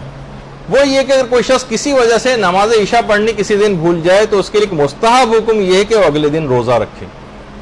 اگلے دن روزہ رکھے اگر ثواب اس کو لینا ہے۔ پھر ایک مسئلہ یہ بھی ہے کہ بہت سے لوگ نیتوں میں گڑبڑ کرتے ہیں، 11ویں روزے کی نیت کر لی جبکہ مثلا 12واں روزہ تھا، 13ویں روزے کی نیت کر لی مثلا 14واں روزہ تھا، تو نمبر میں اگر کوئی گڑبڑ ہو جائے اس سے روزے پر کوئی فرق نہیں پڑتا، چاہے کوئی سی بھی آپ کر لیں نیت نمبر عدد کے اعتبار سے، تو اس میں کوئی مسئلہ نہیں۔ اگر شدید پیاس لگی ہوئی تو ایک گھونٹ پی کر صرف اگر جان بچائی جا سکتی ہے تو صرف ایک گھونٹ ہی پینا، اور اس کے بعد پھر پورے دن امساک کرنا ہے، بعد رمضان اسی قضا بھی کرنا پڑے گی۔ شدید پیاس لگ رہی ہو تو روزہ اگر اس طرح سے ہم اس کو توڑ دیں اور گھٹا گھٹ اس کے بعد پانی پیتے چلے جائیں، اس کی اجازت نہیں، صرف اجازت ہے کہ جس پہ جان بچ سکے۔ اچھا اب بہت ساری خواتین کا جو پچھلے لیکچرز ہوئے ہیں اور بہت سے جگہوں پر اس کی سہولت خواتین کو ملنے بھی لگی ہے، کچھ مساجد کے اندر اور بھی بہت سارے افراد لیکچرز کو سنتے ہیں تو ان کے لیے بھی ایک سہولت ہو جائے، اور وہ ہے اعتکاف کے کچھ مسئلے۔ جو ٹائم تھوڑا سا ہمارے پاس بچ رہا ہے اس میں چند مسئلے اعتکاف کے، کہ عورتوں کے لیے بھی اعتکاف کرنا ویسے ہی مستحب ہے جیسے مردوں کے لیے۔ سہولیات بہت ساری مساجد میں نہیں ہے، وہ ایک الگ مسئلہ ہے، لیکن بہرحال عورتوں کے لیے بھی یہی حکم۔ تو دیکھیے جو اعتکاف کا مسئلہ تو ابھی آگے چل کر اس کے مسائل آئیں گے، لیکن اعتکاف میں باقاعدہ قرآن کی بہت ساری آیات ہیں جن سے اعتکاف کا مسئلہ جو ہے وہ پتہ چلتا ہے کہ حضرت ابراہیم و اسماعیل کو جو حکم دیا گیا تھا کہ میرے گھر کو پاک کرو، ان طہر بیتی للطائفین والعاکفین والرکع السجود، کہ ابراہیم و اسماعیل میرے گھر کو طواف کرنے والوں کے لیے، والعاکفین اور اعتکاف کرنے والوں کے لیے، اور رکوع اور سجدہ کرنے والوں کے لیے پاک کرو۔ تو یہاں پر جب بھی علماء نے اس آیت سے استنباط کرتے ایک مسئلہ بھی نکالا ہے، اور دلائل بھی ہیں خیر اس کے، کہ مکے میں سب سے زیادہ ثواب طواف کا ہے، جو قرآن میں پروردگار نے طواف کرنے والوں کو مقدم کیا۔ والعاکفین نمبر 2 جو ثواب ہے مکے میں وہ اعتکاف کرنے والوں کے لیے، اور اس کے بعد پھر نمازوں کا ثواب۔ جب بھی کہا جاتا ہے کہ مسجد نبوی میں نمازوں کا ثواب زیادہ ہے اور خانہ کعبہ اور مکے میں جو ہے وہ تمام عبادتوں سے زیادہ طواف کرنے کا ثواب ہے۔ تو بہرحال مکے میں اعتکاف کا ثواب بہت زیادہ ہے۔ ہمارے برادران اہل سنت تو کہ اکثر علماء تو اس کو واجب سمجھتے ہیں اور فرماتے ہیں کہ ہر محلے کی کوئی مسجد ایسی نہیں ہونی چاہیے، ہر محلے کی ذمہ داری ہے کوئی مسجد ایسی نہیں ہونی چاہیے جو اعتکاف سے خالی ہو، ورنہ پورا محلہ گناہگار ہو جائے گا ان کے نزدیک۔ اور زاد المعاد میں علامہ مجلسی نے جو ہمارے ہاں سند معتبر کے ساتھ جو روایت ثابت کہ پیغمبر اسلام رمضان کے آخری 10 دن، درود بھیجیے محمد علیہ وسلم،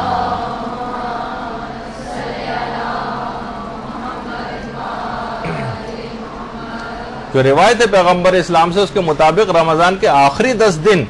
اعتکاف میں بیٹھنا 2 حج اور 2 عمروں کا ثواب دلواتا ہے، اور یہ معتبر سند کے ساتھ،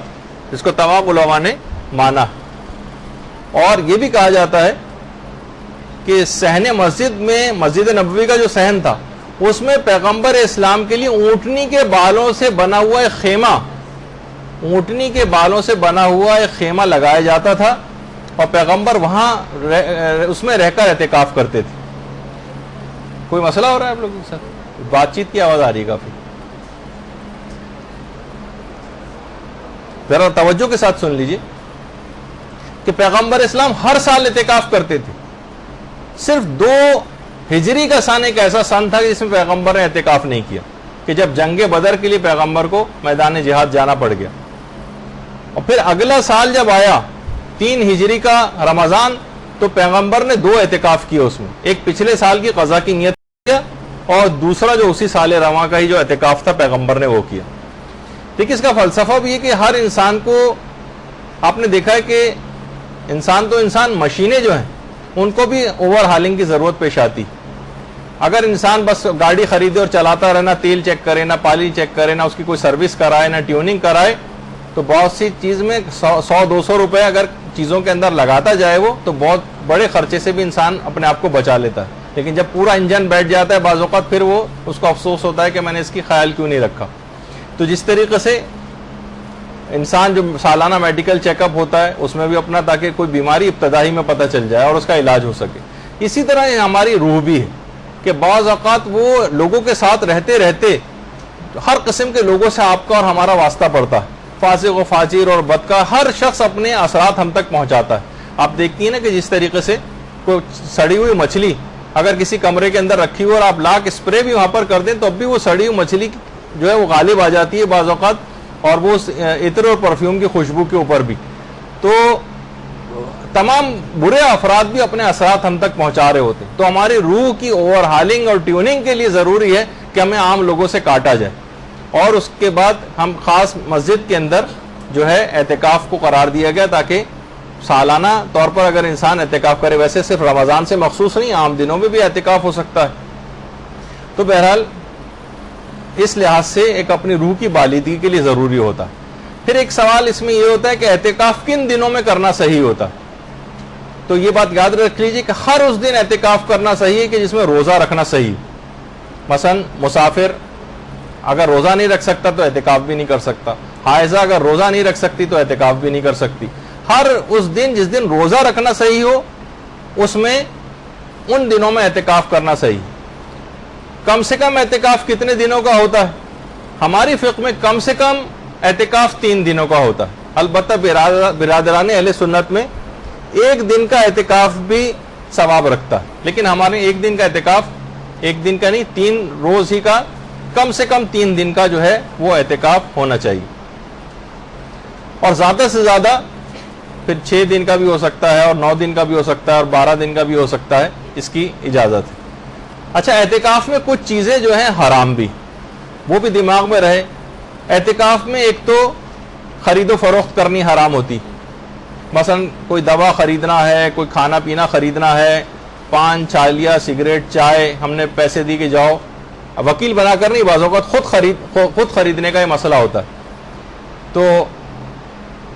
بہت سے لوگ وہاں چیزیں بیچنے بھی آ جاتے ہیں مساجد میں, اس میں معتکفین جو ہوتے ہیں بہت سی چیزیں خریدتے ہیں. خرید و فروخت سے بھی اعتکاف باطل ہو جاتا ہے. تو سوائے اس کے کوئی مجبوری ہو جائے, کھانا کوئی, اول تو یہ خیالی مسئلے ہو جائیں گے, ورنہ کھانے وغیرہ کا تمام مساجد کے اندر انتظام ہو جاتا ہے. مجبوری ہو تو خرید و فروخت ہو سکتی ہے, مجبوری ہو تو نہیں ہو سکتی. مثلا کوئی کاروباری افراد مسجد میں بیٹھے ہیں, اعتکاف میں 3 دن تک بیٹھے ہیں, اور آپس میں باتیں کر رہے ہیں, ہر طرح کی باتیں کر سکتے ہیں. اب انہوں نے کہا کہ ٹھیک ہے میں نے اپنا کرائے پہ مکان آپ کو دیا, آپس میں طے ہو گیا, یہ غلط ہے. کوئی کاروباری ایگریمنٹ انہوں نے بیٹھے بیٹھے وہاں پر کر لیا. خرید و فروخت اور اس طرح کے تمام کاروباری ایگریمنٹس کی اعتکاف میں جائز نہیں ہوتے. اچھا, اسی طرح سے خوشبو جو ہے وہ حرام ہوتی ہے اعتکاف میں, بلکہ اس سے اعتکاف باطل بھی ہو جاتا ہے. اور جدال کرنا, اپنے کوئی بحث و تخمیز بہت ہونے لگتی ہے اکثر اعتکاف میں, بحث و مباحثہ ہو رہا ہے, لوگ ظاہر ایک ساتھ اتنے سارے مذہبی افراد جمع ہیں, تو چاہے کسی مذہبی بات پہ کوئی فخر و مباحثہ کیوں نہ کرنا شروع کر دے, یعنی اس طرح سے جدال کرے جس میں اپنی بڑائی اور اپنا فخر کا اظہار کرے اس کے اندر, تو اس سے بھی اعتکاف غلط ہو جاتا ہے. تو بہت سارے اعتکاف کے جو مسئلے ہیں وہ حج کے مسئلوں سے بہت ملتے جلتے ہیں. کہا جاتا ہے کہ اگر اعتکاف کو انلارج کیا جائے تو حج بن جاتا ہے, اور حج کو مائکرو کر دیا جائے تو اعتکاف بن جاتا ہے. وہ اتنے مسائل کے اندر مماثلت ہے آپس میں. تو ہر افراد, ایسے تمام افراد کو کہ جو اعتکاف کر رہے ہیں, اس میں خاص طور پر ایک مسئلہ خواتین کے لحاظ سے ہوتا ہے کہ اعتکاف کے لیے شادی شدہ خواتین کو اپنے شوہروں کی اجازت لینا ہے یا نہیں لینا ہے. تو امام خمینی اور آقا سیستانی کے فتوے میں اگر شوہر کا کوئی حق ضائع نہیں ہو رہا ہے, مثلا شوہر ملک سے باہر گیا ہوا ہے, شوہر مثلا جیل میں ہے, شوہر کوئی اور ایسی پریشانی ہے کہ جس سے شوہر کا کوئی حق ضائع نہیں ہوتا ہے, تو پھر اس کو اجازت لینے کی ضرورت نہیں. البتہ صرف آقا خود یہ فرماتے تھے کہ احتیاط واجب ہے کہ بیویاں اعتکاف کے لیے اپنے شوہروں سے اجازت لیں. یہ ایک اپنی جگہ پر ایک مسئلہ آتا ہے. پھر ابھی آپ نے سنا کہ اعتکاف کم سے کم 3 دن کا ہونا چاہیے. تو یہاں دن سے کیا مراد؟ دیکھیں دن ہمارے یہاں دن جو کہا جاتا ہے تو 72 گھنٹے کا 24 گھنٹے کا ایک دن ہوتا ہے, اس کا مطلب ہے کہ 72 گھنٹے. تو ہمارے یہاں کیونکہ دن اردو میں صرف دن ہی کہا جاتا ہے, لیکن عربی میں 2 الگ الفاظ ہیں. ایک تو ہے یوم, اس کو تو 24 گھنٹے کا دن جو کہا جاتا ہے یہ یوم ہوتا ہے, اور ایک ہوتا ہے نہار. یہ جو ڈے لائٹ والا جس میں سورج نکلا ہوتا ہے اس کو کہتے ہیں نہار. تو اعتکاف جو ہے وہ 3 نہاروں کا نام ہے. اچھا نہار اسی سے نہاری نکلا ہے جو صبح کے وقت جو چیز کھائی جاتی ہے, اب تو خیر ہر وقت کھائی جاتی ہے لیکن بہرحال اسی سے ہی یہ لفظ نکلا تھا. تو 3 نہار کا نام ہے اعتکاف. 3 نہاروں میں کیا جاتا ہے. اس میں 2 راتیں تو خود بخود ہی آ رہی ہیں ان کے درمیان. تو اس سے مراد 72 گھنٹے مسجد میں رہنا شمار نہیں ہوتا, بلکہ 3 نہار یعنی پہلا دن اور رات, دوسرا دن اور رات, اور تیسرے دن صرف غروب تک اس کو جو ہے وہاں پر رہنا ہے. تو 3 دن سے مراد یہ کہ ڈے لائٹ والا جو دن ہوتا ہے وہ اس سے مراد ہوتی. اعتکاف میں ہمارے لیے جائز ہے کہ ہم 3 دن کر سکتے ہیں. 3 دن تو کرنا ہے, چوتھے دن بھی کر سکتے ہیں, لیکن اگر ہم نے 5ویں دن کر لیا تو 6ٹھے دن اعتکاف کرنا واجب ہو جاتا ہے. 6ٹھے دن. تو بہرحال یہ ایک دماغ میں رہے. اس کے کچھ اور مسئلے بھی ہیں لیکن آج اتنا وقت کیونکہ نہیں. اچھا اعتکاف جیسے میں نے کہا کہ 5 روز اگر آپ نے کر لیا تو 6ٹھے دن واجب ہو جائے گا, لیکن اعتکاف 3 دن کے بعد چوتھے دن کیا تو ہم اعتکاف توڑ کے گھر آ سکتے ہیں. لیکن اگر 5واں دن ہم نے مکمل کر لیا تو اب 6ٹھے دن واجب ہو جائے گا کہ لازمی اعتکاف میں بیٹھے, واجب ہو جائے گا. اچھا اعتکاف کہاں کہاں پر صحیح؟ تو یہ بات یاد رکھ لیجئے کہ زیادہ تر علماء کا نظریہ یہ ہے کہ اعتکاف ان 4 مساجد ہی میں صحیح ہے کہ جہاں پر پیغمبر اسلام یا امام کے ہاتھ میں جب ظاہری حکومت آئی تھی تو جہاں پر انہوں نے نماز جماعت قائم کی تھی وہیں پر اعتکاف صحیح. اور وہ 4 ایسی جگہیں, 4 ایسی مسجدیں کہ جہاں پر پیغمبر اور امام کے ہاتھ میں حکومت آئی اور انہوں نے نماز جماعت قائم کروائی, انہی جگہوں پہ اعتکاف صحیح. ان میں ایک تو مسجد الحرام ہے, مسجد الحرام یہاں پر اعتکاف صحیح.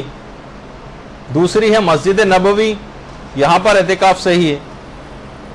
تیسری مسجد کوفہ, یہاں اعتکاف صحیح ہے. اور چوتھی ہے مسجد بصرہ, یہاں پر بھی اعتکاف صحیح. امام خمینی فرماتے تھے احتیاط واجب ہے کہ ان 4 مساجد کے علاوہ کسی اور مسجد میں اعتکاف صحیح نہیں,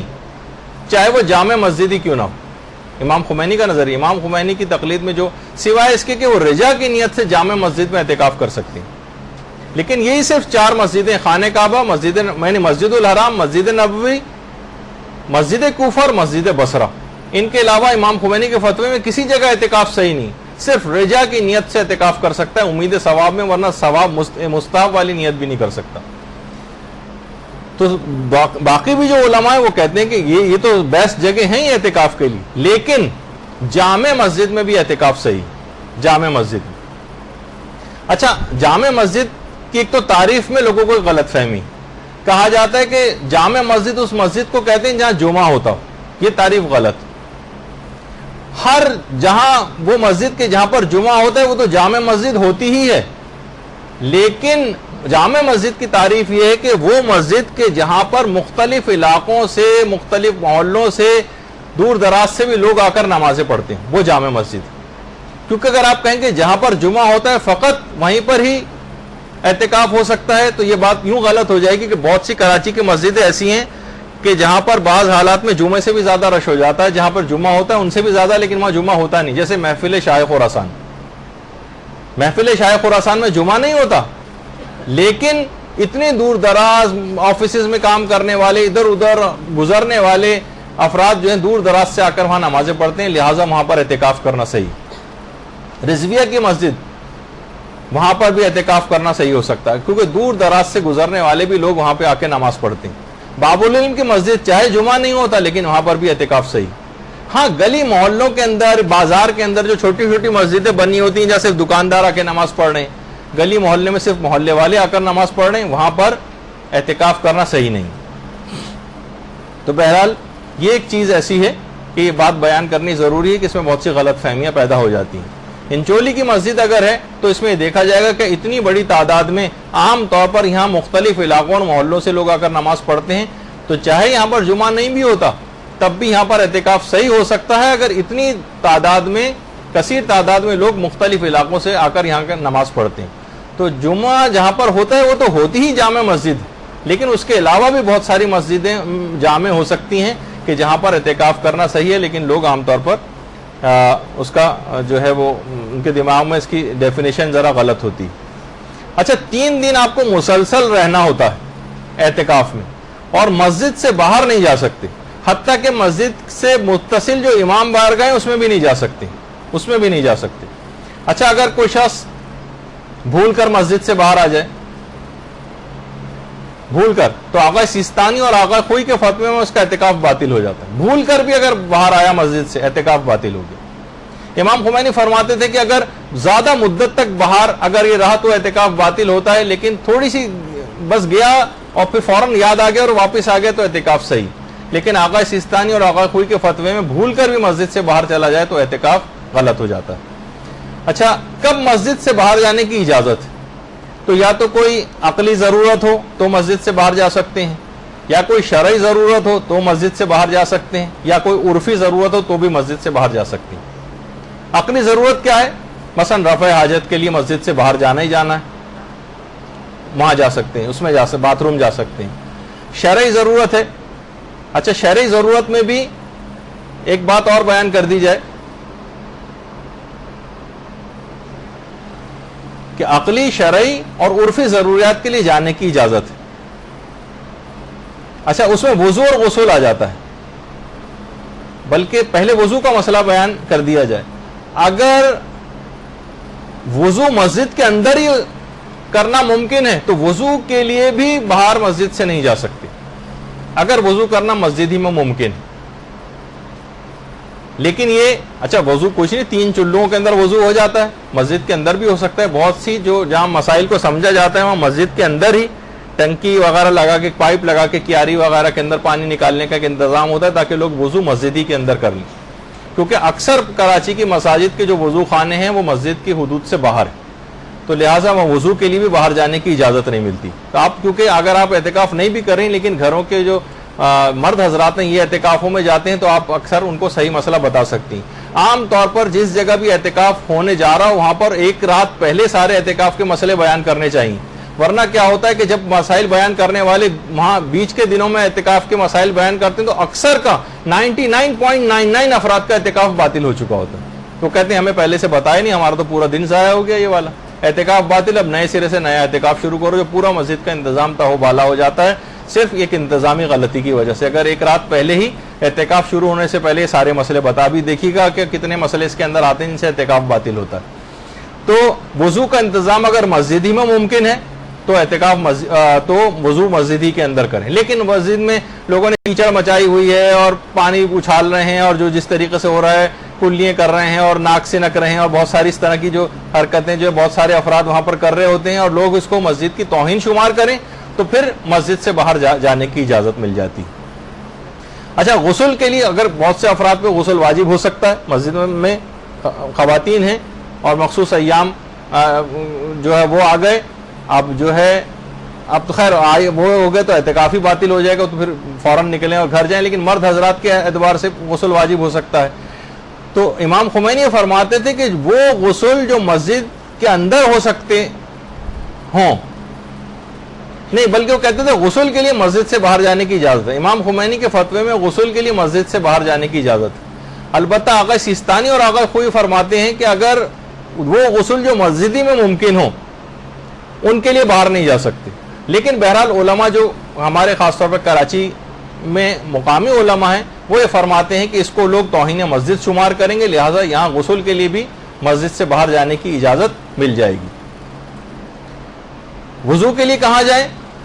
تو وہ تو آپ نے سن ہی لیا ابھی کہ وضو کے لیے مسجد سے اگر مسجد ہی میں ممکن ہے تو مسجد کے اندر کریں. مسجد میں اگر توہین لوگ شمار کر رہے ہیں پانی وانی گرانے کی اور یہ سب حرکتیں کی جو اس سے پہلے میں نے بتائی اس کی وجہ سے مسجد کی توہین شمار ہو رہی ہے تو پھر مسجد سے باہر جا سکتے ہیں. اچھا مسجد سے عام طور پر جتنے بھی وضو خانے ہوتے ہیں مساجد کے، یہ تو بہت بہترین وضو خانہ میں نے آپ کو دکھا دیا، لیکن یہ کہ عام طور پر یہ مسجد سے باہر ہوتے ہیں، تو اگر جانے کی اجازت مل بھی رہی ہے بالفرض تو آپ پھر جائیں اور فوراً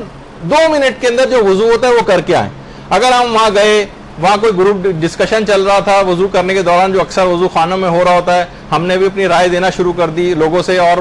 احوال پوچھنے لگے اور سنائیے خیریت سے ہیں، کیا ہیں، جاننے والے مل گئے، آپ کا اعتکاف باطل ہو جائے گا۔ صرف قدر ضرورت کے تحت جائیے اور 2 منٹ میں کرتے ہوئے بھاگتے ہوئے دوبارہ مسجد کے اندر آ جائیں۔ ایک تو یہ۔ اچھا ان ضروریات کے لیے کتنی دیر جو ہے وہ مسجد سے باہر رہ سکتے ہیں؟ دیکھیے آتے جاتے جو لوگ ہیں، مثلا باتھ روم جا رہے ہیں، جیسے رفع حاجت کے لیے جا رہے ہیں، تو رستے میں کھڑے ہو کر کسی سے بات چیت نہیں کر سکتے، ٹائم ضائع نہیں کر سکتے اس طرح سے۔ اور اگر غسل بھی کرنا ہے تو فقط 2 منٹ والا غسل کر کے آئیں، یہ نہیں کہ وہاں صابن لگا رہے ہیں اور شیمپو لگا رہے ہیں اور خوشبو لگا رہے ہیں اور ڈیوڈرنٹ وغیرہ استعمال کر رہے ہیں، اس میں ٹائم اول تو اس سے تو خوشبو سے اور ہو جائے گا، لیکن اس طرح کی کوئی بھی خوشبودار چیز کا استعمال، اس سے بھی اعتکاف باطل ہو جاتا ہے۔ لیکن اب بالفرض ہم ایسا انتظام کر کے لے گئے جس میں کوئی خوشبو نہیں بھی تھی، تب بھی صابن وغیرہ لگانا، اس میں ٹائم لگانا، یہ بھی آپ کے اعتکاف کو غلط کر سکتا ہے۔ تو عام طور پر مساجد کے باتھ روم اس طرح کے تو ہوتے نہیں، ہمارے ہاں جو مساجد کے باتھ روم ہوتے ہیں اس کے اندر تو زیادہ دیر ٹھہرنا ممکن بھی نہیں ہوتا، اور بہت سے تو اگر میں دکھاؤں آپ کو تو آپ حیران و پریشان رہ جائیں، اس طرح کے باتھ رومس وغیرہ بھی ہوتے ہیں۔ تو وہاں تو یہ عام طور پر یہ لوگ یہ سمجھتے ہیں کہ یہ جو اس طرح کے مقامات ہوتے ہیں بیت الخلاء میں جتنا بھی گندا کیا جائے، کیونکہ گندگی کرنے کی جگہ ہوتی ہے تو گندا ہی رکھا جائے، گھر کا یا مساجد کا پارٹ ہے وہ سمجھا ہی نہیں جاتا۔ تو بہرحال یہ تمام ایسی چیزیں ہیں کہ جو قابل توجہ ہیں، اس پہ بھی توجہ رکھنی چاہیے کہ مسجد رفع حاجت کی جو جگہ ہے اس کو بھی جو صفائی ستھرائی کا خیال ہونا چاہیے۔ خیر، تو ابھی آپ نے سنا تھا کہ شرعی ضرورت کے تحت مسجد، شرعی ضرورت میں وضو غسل آ جاتا ہے، عرفی ضرورت میں پیشاب و پخانہ وغیرہ رفع حاجت آ جاتی ہے۔ عرفی ضرورت کے تحت بھی جا سکتے ہیں، مثلا مسجد میں مسجد سے باہر جا رہے ہیں کوئی گواہی دینے کے لیے، اب کوئی شخص پھنسا ہوا ہے، ہمیں کورٹ جانا ہے، گواہی دینی ہے اس کی، یا مثلا تشیع جنازہ ہے، اس میں بھی اکثر علماء نے اس کو عرفی ضرورت قرار دیا ہے، یا کسی شخص کا باپ بالکل مرنے والا ہے، اس کی عیادت کے لیے مثلا جانا ہے، کوئی ایسا قریبی رشتہ دار، تو اس کی عیادت کے لیے جا سکتے ہیں۔ تو بہرحال مریض کی عیادت کے لیے جانے کی بھی بہت سے علماء اجازت دے دیتے ہیں۔ تو کسی نہ کسی، اگر آپ ضرورت سے جا رہی ہیں، کوئی شخص کسی ضرورت سے نکل بھی رہا ہے مسجد سے باہر، تو اس کو اس بات کی رعایت کرنی چاہیے کہ مقدار ضرورت سے زیادہ ٹائم ویسٹ نہ کرے، جائے اور فوراً بھاگتا ہوا قریب ترین راہ کا انتخاب کرے، کوئی بڑے روٹ سے نہ جائے۔ بہت سے علماء کہتے ہیں اگر ممکن ہو تو زیر سایہ بھی نہ، مثلا درختوں کے سائے میں کنارے کنارے چلتا ہوا نہیں، دھوپ میں کنارے سائے سے ہٹ کر جائے، جیسے میں نے کہا نا کہ حج کے مسئلوں سے بہت زیادہ احرام کے مسئلوں سے ملتے جلتے مسئلے ہیں اس کے۔ اچھا، اور آقا کو یہ فرماتے تھے کہ نماز جماعت کے لیے بھی بہرحال مسجد سے باہر جانے کی اجازت ہے، کسی اور جگہ نہ، جیسے نماز جماعت بہت زیادہ رش ہو گیا ہے، مسجد سے باہر صفوں میں جگہ مل رہی تو وہاں بھی نماز جماعت کے لیے جا سکتا ہے۔ ہاں البتہ بہت سارے افراد کے لیے وہ مسئلہ ہوتا ہے جس کو دماغ میں رکھنا چاہیے، سوائے آیت اللہ خامنئی کی جو اس کی اجازت دیتے ہیں۔ مثلا ہم اٹھے صبح کو، ہمیں ٹوتھ برش کرنے کی عادت ہے اور اچھی عادت ہے، تو کیا ہم ٹوتھ برش کرنے کے لیے جو ہے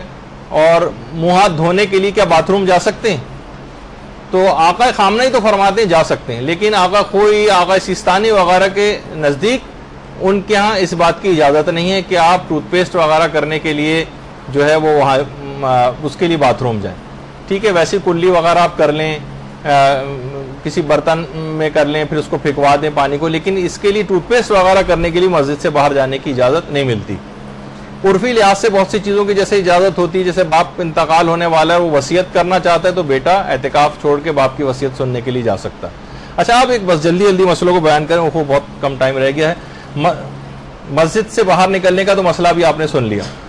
مسجد کی حدود کیا ہوتی ہیں؟ تو یہ بات دماغ میں رہے کہ مسجد کا جو ہال ہے، مسجد کی جو چھت ہے اور مسجد کا جو تہخانہ ہے، مسجد کے حکم میں ہوتا ہے، یعنی مسجد کے ہال میں بھی جا سکتے ہیں، مسجد کی چھت پہ بھی جا سکتے ہیں، مسجد کے تہخانے میں بھی جا سکتے ہیں۔ مسجد اور خواتین بھی اعتکاف کرتی ہیں، مسجد کے ہال میں جانے کی اجازت ہے۔ اچھا، مسجد کی چھت پہ جانے کی اجازت ہے۔ اچھا، اسی طریقے سے جو تہخانے بعض مساجد کے ہوتے ہیں اس میں بھی جانے کی اجازت ہے، ان کو تو مسجد ہی سمجھا جاتا ہے۔ لیکن جو کیا مسجد کی محراب مسجد کے حکم میں ہوتی ہے یا نہیں؟ بہت سے علماء کہتے ہیں کہ مسجد کی جو محرابیں، مسجد کی محراب یہ اسلامی آرکیٹیکچر کا ویسے حصہ نہیں تھی، بعد میں شامل ہو گئی۔ جو اس زمانے میں ظالم بادشاہ ہوتے تھے انہوں نے مسجد میں ایک دروازہ بنایا ہوتا تھا جن پہ اپنے اوپر حملوں کا خوف ہوتا تھا، مجھ پر حملہ ہو تو میں یہاں سے نکل کے بھاگ جاؤں۔ لیکن بہرحال بعد میں پھر آہستہ آہستہ یہ اسلامی آرکیٹیکچر کا حصہ ہی بن گیا۔ تو بہرحال مسجد کی محراب بھی اب مسجد کے ہی حکم میں ہے اور اس میں کوئی مسئلہ نہیں۔ اچھا، ہر وہ تو ابھی آپ نے سنا کہ مسجد کی ہال، مسجد کا چھت، مسجد کا تہخانہ وہ تو مسجد کے حکم میں، لیکن مسجد کا صحن، مسجد کا مینار یا مسجد کا وضو خانہ کیا یہ مسجد کے حکم میں ہے یا نہیں؟ یہ آپ کو جنہوں نے مسجد کو وقف کیا ہے مسجد بنانے کے لیے ان سے پوچھنا پڑے گا۔ حالت شک میں مسجد کے صحن میں نہیں جا سکتے، لیکن عام طور پر صحن کے متعلق مسجد کے ساتھ ہی جو ایک جہاں ہوتی ہے اس کے ساتھ ہی ایک صحن سا بنا دیا جاتا ہے۔ زیادہ تر علماء کہتے ہیں اس میں اطمینان ہوتا ہے کہ مسجد کے حکم میں، لیکن مسجد کا مینار ہے، مسجد کا وضو خانہ، جب تک شک ہو کہ یہ مسجد کے اندر شامل ہے یا نہیں تب تک وہاں پر جانے کی اجازت نہیں۔ اور شک کی حالت میں کسی بھی مشکوک جگہ پر جانے کی آپ کو اجازت نہیں ہوتی مسجد سے باہر نکلنے کی۔ شک ہو کہ پتہ نہیں جگہ مسجد کے حکم میں ہے یا نہیں، آپ وہاں چلے گئے نہیں، اس سے اعتکاف پہ فرق پڑ جائے گا۔ اچھا، اسی طریقے سے مسجد کے سامنے کا ایک میدان ہوتا ہے، جیسے آپ انچولی کی مسجد میں جائیں، سامنے ایک پارک بنا ہوا ہے، میدان بنا ہوا ہے، راہداری بنی، اس میں لوگ چلتے ہوئے جا رہے ہوتے ہیں ایک دروازے سے دوسرے دروازے، وہ جگہ مسجد کے حکم، مسجد کی باؤنڈری وال کے اندر تو شامل ہے وہ، لیکن مسجد کے حکم میں نہیں ہوتی۔ مسجد اسے کہتے ہیں جسے واقف نے، وقف کرنے والے نے مسجد کی نیت سے وقف کیا ہو، اور وہ تو جس جگہ پہ لوگ چپلیں وغیرہ اتارتے ہیں پھر عام طور پر اندر جاتے ہیں وہ جگہ مسجد کہلاتی۔ لیکن لوگ جہاں پر چپلوں سمیت چل پھر رہے ہیں اس کے معنی یہی ہوتے ہیں کہ اس جگہ کو یہ مسجد کے حکم میں نہیں اور وہاں جانے کی پھر کسی کو اجازت نہیں ملتی۔ پھر ایک سوال یہ ہے کہ کیا عورتیں گھر میں اعتکاف کر سکتی؟ بہت سی خواتین کہتی ہیں بھائی اعتکاف کا ہم اتنا زیادہ ثواب سنتے ہیں تو کیا ہمیں اس بات کی اجازت ہے کہ ہم گھر میں بیٹھتے ہوئے اعتکاف کر لیں؟ تو سارے مجتہدین کہتے ہیں کہ نہیں، اعتکاف گھر میں نہیں ہو سکتا عورتوں کا، مسجد ہی میں ہوگا، سوائے آیت اللہ خامنئی کے۔ وہ یہ فرماتے ہیں کہ رجا کی نیت سے عورتیں اپنے گھر میں بھی اعتکاف کر سکتی ہیں، لیکن بقصد رجا، ثواب مستحب بھی نہیں کہتے، وہ کہتے ہیں امید ثواب میں چلیں، کچھ نہ کچھ ثواب آپ کو مل سکتا ہے، امید ثواب میں گھر میں بھی اعتکاف کیا جا سکتا ہے۔ لیکن باقی سارے علماء کہتے ہیں کہ فقط جامع مسجد میں اعتکاف صحیح ہے اور ان 4 مساجد میں جس سے پہلے آپ نے سنا۔ اور کچھ علماء اس کے بھی قائل ہیں کہ جس طریقے سے آپ نے روزے میں سنا تھا، جیسے یہ میں فقط آیت اللہ خوئی کا مسئلہ بیان کر رہا ہوں، باقی کا میں اس کو دیکھ نہیں سکا، کہ اعتکاف میں نیت کے خلل سے بھی اعتکاف باطل ہو جاتا ہے۔ جیسے آپ نے روزے میں سنا تھا کہ روزے میں اگر کوئی نیت کسی کی خراب ہو جائے کہ میں روزے کو باقی رکھوں یا نہیں رکھوں، توڑوں یا نہ توڑوں، تو اس سے بھی روزہ باطل ہو جاتا ہے۔ وہ کہتے ہیں اعتکاف میں نیت کے خلل سے بھی اعتکاف باطل ہو جاتا ہے۔ آیت اللہ خوئی کا مسئلہ تھا، باقی علماء کے میں فتاوی سلسلے میں دیکھ نہیں سکا۔ اب آپ بہرحال اگر اس لحاظ سے دیکھیں تو اعتکاف کے متعلق کہا جاتا ہے کہ یہ ایک ایسی راہ آسمانی ہے جس سے انسان بلند بلند مقامات کو جو ہے وہ طے کر سکتا ہے۔ اعتکاف کی بڑی اہمیت مختلف ایران وغیرہ کے اندر اور ہمارے ہاں بھی اب کافی ہونے لگی ہے انقلاب کے بعد، ورنہ یہاں پر مساجد میں اعتکاف ہوتا بھی نہیں تھا۔ اعتکاف میں کتنی انسان عبادتیں انجام دیتا ہے، کتنی ہی دعائیں جو ہے وہ کر رہا ہوتا ہے۔ بہترین عبادت ہے اعتکاف، مساجد کے اندر اس کی رعایت کرتے ہوئے، احترام کی مساجد کے اندر اس میں علم حاصل کیا جاتا ہے، علماء آ کر درس وغیرہ دیتے ہیں، خواتین تک کے بہت بڑی تعداد میں اعتکاف ہوتے ہیں۔ یہاں پر ہمارے برادران اہل سنت میں ہمارے ہاں خواتین اتنی زیادہ ان کے لیے سہولیات نہیں ہیں، لیکن ایران میں خواتین الگ سے بھی باقاعدہ جو ہے وہ اعتکاف کرتی ہیں، اس کے اندر اپنی روحانیت کو بلند کرتی ہیں تسبیحات و اذکار اور دعاؤں کے ذریعے۔ تو بہرحال یہ تمام چیزیں ایسی ہیں کہ اگر کبھی موقع ملے تو اس نعمت کو بھی حاصل کرنے کی کوشش کریں۔ تو بہت ساری باتیں اور سوالات بھی آپ لوگوں کے آگے کا آج گفتگو یہاں پر ہم روک رہے ہیں۔ انشاءاللہ اب چوتھی نشست جو اس کے بعد ہوگی شب قدر کی گفتگو کے بعد، اس میں ہم باقی ماندہ رمضان کے احکام اور بیان کریں گے۔ وصلی اللہ علی محمد وآلہ الطیبین الطاہرین۔